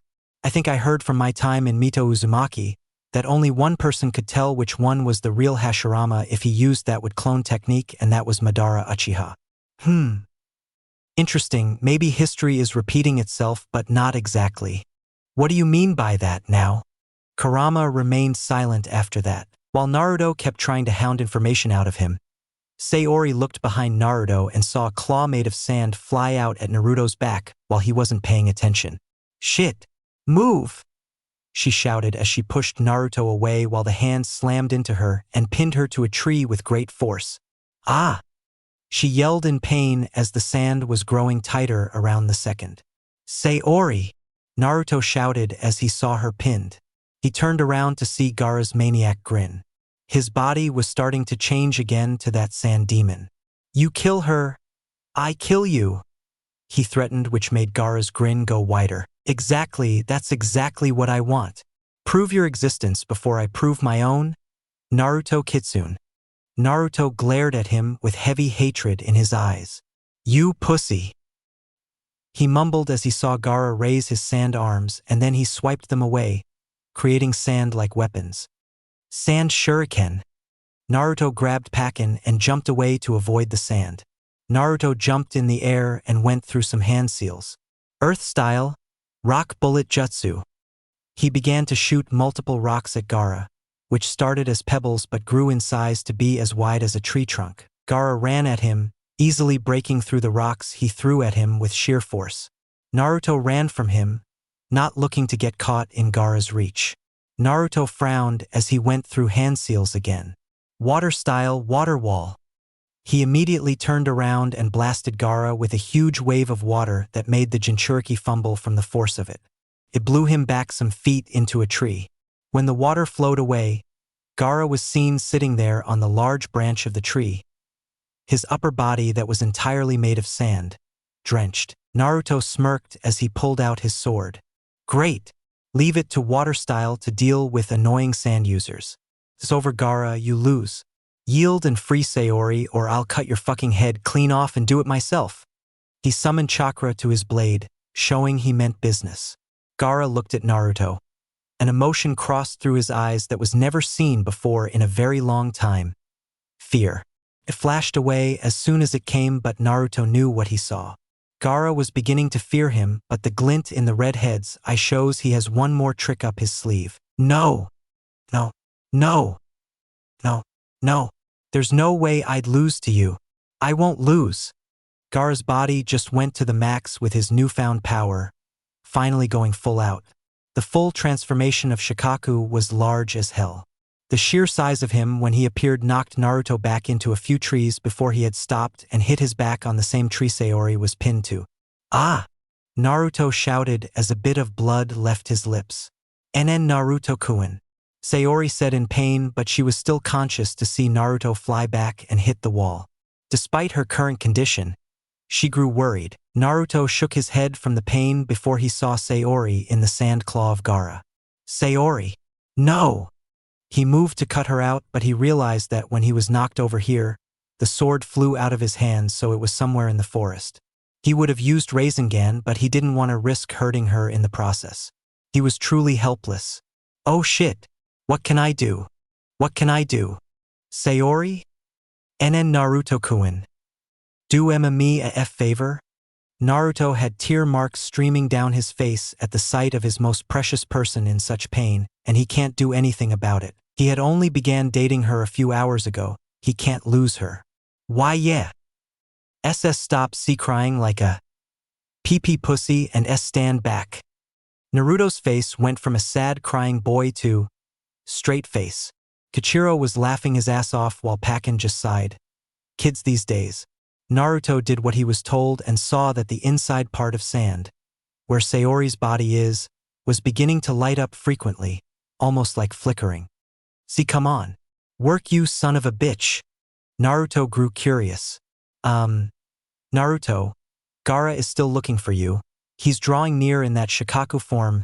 Pakin warmed, but Naruto was too preoccupied with what Sayori was doing. The inside of the sand kept sparking until it finally glowed a bright white light. Finally, Chidori. With that, she broke through the sand with her hands sparkling with lightning around it before it immediately fizzled out on her as she landed in the ground, breathing like she never did before. Oh god, that was so close. Naruto and Kichiro looked shocked at her. Why you know Chidori? The blonde asked her. Well, not so much as know it. I copied it from Sasuke back during his match. It's still imperfect, but it works. Naruto sighed as he walked up to her and hugged her. You worried me. And you worried me, so I guess we're even. Wait, no, we're not even, cause you've been worrying me since the preliminaries. Naruto sighed with a smile. Well, I live for danger, so can't tell me otherwise. Touching reunion and all, but we have a problem. The fucking sand demon is hunting you, Pakin shouted. Right, of course. Well, time to get to work. Naruto slammed his hands together to gather chakra, but then frowned as he spoke devastating words that were unknown to an Uzumaki or Kitsune. I'm almost out of chakra. He felt like dying. This never happens to him, so that's how everyone knew it was an especially trying day on one Naruto Kitsune. Sayori frowned. Shit, me too. That Chidori I made is actually very chakra taxing. If I pumped more chakra into that, I might be unconscious or even dead right now. Can't count on me right now. Sorry. Kurama smiled. But you can count on your fox right here. You have my chakra, remember? Right? I forgot. Do you mind lending me some? Kurama scoffed. Duh. The fuck? What was I supposed to say? No, fuck you? Here you go. Kit. Soon, the red chakra began to pour into Naruto's body, and he felt his entire senses go up thanks to Kurama's chakra. So this is what kept powering up Menma and Naruto? No wonder they clutch on this a lot. It's powerful. I like it. Yeah, you do. I'm fucking awesome. Slow your roll. I said the chakra was nice. Not you, fuzzy nuts. Fuck you, Naruto. Naruto smiled as he felt the chakra surge through him. Okay.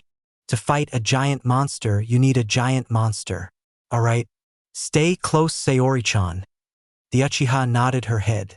The Kitsune bit his thumb and ran through a series of hand seals. Summoning jutsu. In a puff of smoke, Naruto saw Takeo appear in front of him with his usual annoyed look. About fucking time, asshole. You were supposed to summon me. You're so lucky the summoning contract doesn't allow me to just enter as I please or ID beat yo dash. Takeo-sensei, please. I apologize for not summoning you, but right now I really need your assistance. The black fox raised his eyebrow before turning his head to see the large sand raccoon, who was still looking for Naruto. Ah, fuck me. With Gaara, he was finally in full form of Shikaku, though the only thing was to fully let his mind go to sleep so the beast can really take over, but he was still having a lot of fun with Naruto. The boy has managed to overcome everything that Gaara had, but this is where he'd finish him. I have to say, Naruto Kitsune, that you, besides my father, were the strongest I have ever fought against. No one has ever pulled this out of me. You should feel grateful that you die in my hands like this. Where are you, Naruto Kitsune? Come out and play. Silence reached the ears of the pseudo-Shikaku. Come out, Naruto Kitsune. Have you chikened out? If you don't come out, I'll crush this entire forest with my sand until I find your own blood in it. As soon as Gaara said that, a large poof the size of Shikaku himself. What appeared out of the smoke was a large black five-tailed fox. Come and get some, asshole. Takeo tackled him to the ground, changing the landscape a bit. With his strong bite, he ripped off Gaara's arm. Shit, that was so much. I thought I was gonna break some teeth, Takeo said. Gaara began to shout in sheer excitement. That's it. That's what I want to see, Naruto Kitsune. Let's make this more interesting. Soon something began to form on top of Shikaku's head. Sayori and Naruto watched that spot in curiosity until they saw the redhead himself pop out like a whack-a-mole. You truly are something, Naruto Kitsune. To challenge me this much and still have more to fight.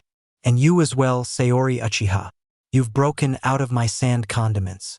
It seems I had the wrong Uchiha and Uzumaki in mind when I thought of challenging. Gaara spoke, referring to Sasuke and Menma. Naruto frowned. Not only did he refer to him as an Uzumaki, but he wasn't sure of what his game plan was. I do, Kit. For this next part, tell that black fox to really hightail it here. He needs to be on his paws if he hopes to match up with a tailed beast. Naruto only watched as Gaara went through hand seals.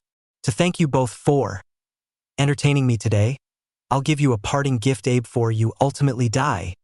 Playing possum jutsu.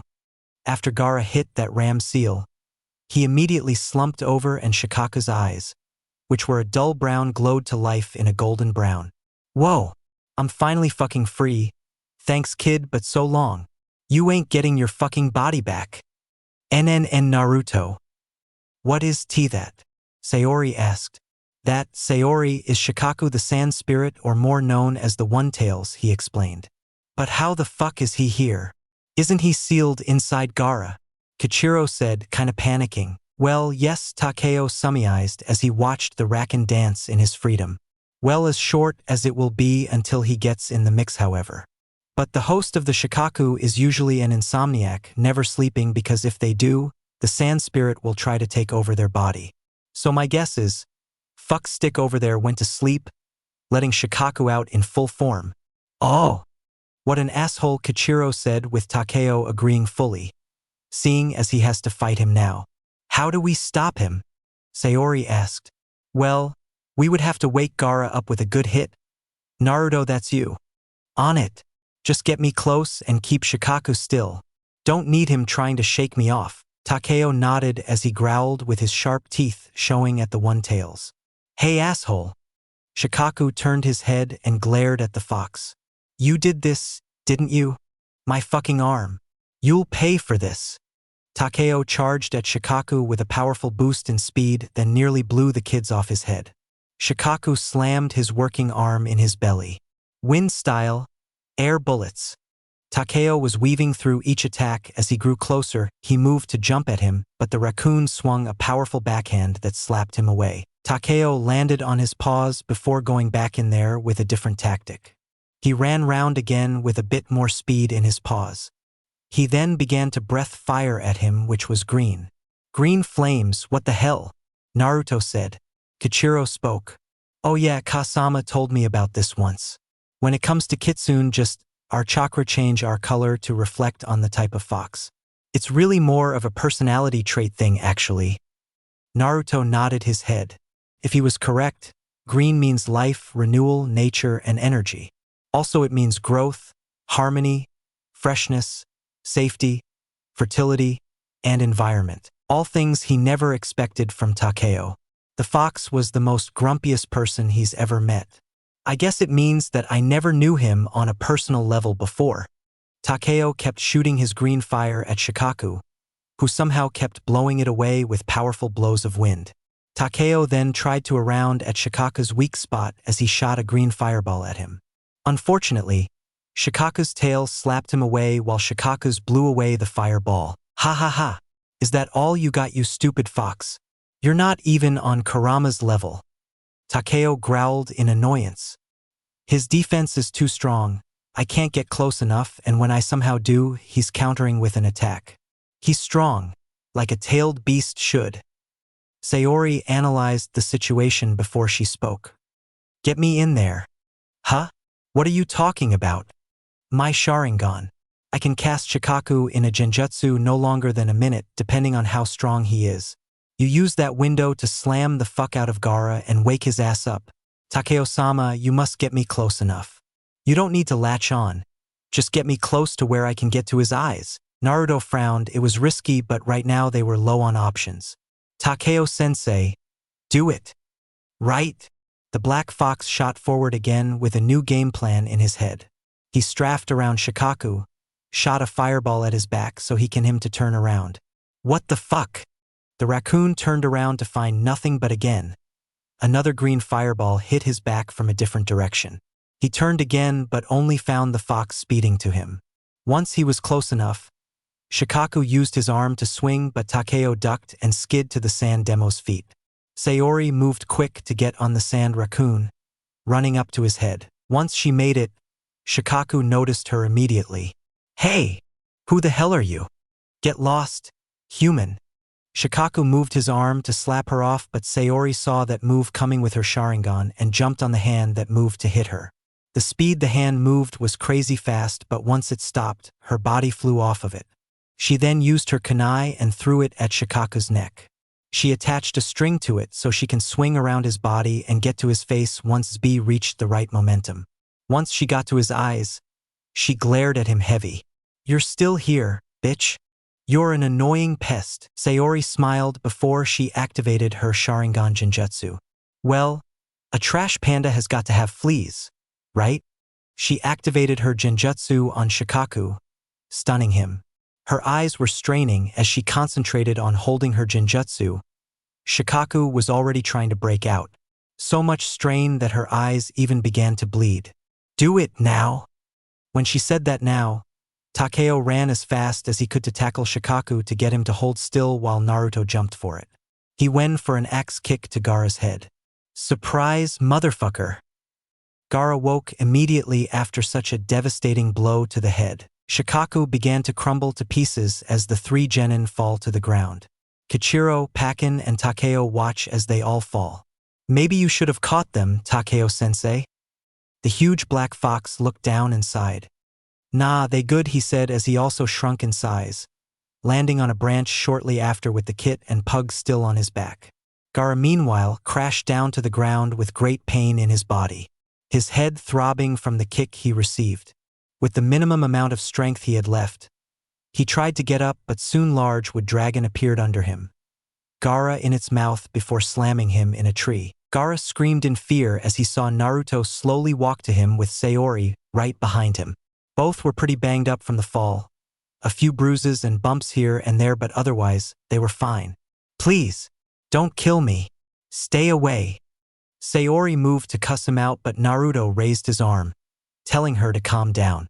She looked puzzled as to why he was showing sympathy to him, but Naruto just ignored her and kept moving forward. Was it worth it?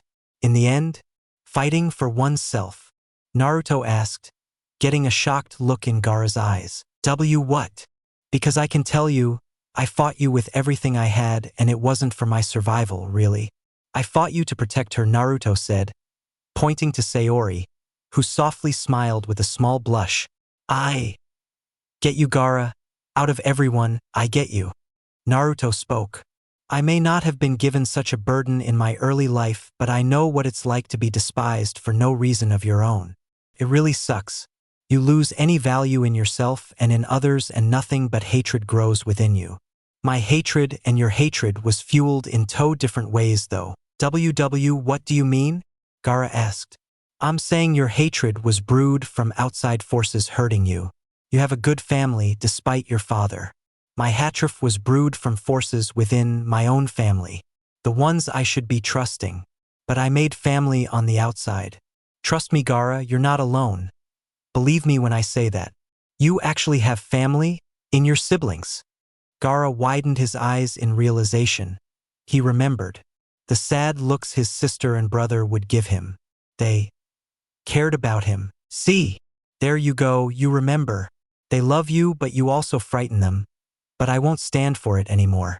If you continue these actions, this way of living, then I have no choice. I will kill you, here and now. The wood dragon's bite around Gaara grew tighter. Or, you can be the good Gaara I know you can be, and I'll be the very first person to accept you. After all, we are now brothers in burden. Gaara widened his eyes as he saw the warm, friendly smile that graced Naruto's face. It was so comforting. It reminded him of a picture of his mother when he was just born. Fresh tears fell from his face as he smiled a bit. I'd like that, Naruto Kitsune. Naruto smiled back with his own grin as he slapped his hands together to release Gaara. Naruto made one step to Gaara before he tripped over himself and face-planted. Sayori rushed over to him. Naruto-kun? Zzzzzzzzz. She groaned as she heard his snore. He was asleep. Well, after a long day of non-stop fighting, sleep can hit you like a train, no doubt, she thought as she put his head on her lap, stroking his blonde locks with a smile and a blush. You're in love with him, aren't you? Gaara asked her, staring at her while his back was on the floor. She blushed even more but didn't answer. I'm sorry. He apologized. Sayori looked at him with a small smile. Don't worry about it. Just promise me one thing. Keep you sister away from Naruto-kun. Gaara grew confused. What does Temari have to do with Naruto? Sayori frowned. It was going to be a long story. Good thing he couldn't move, right?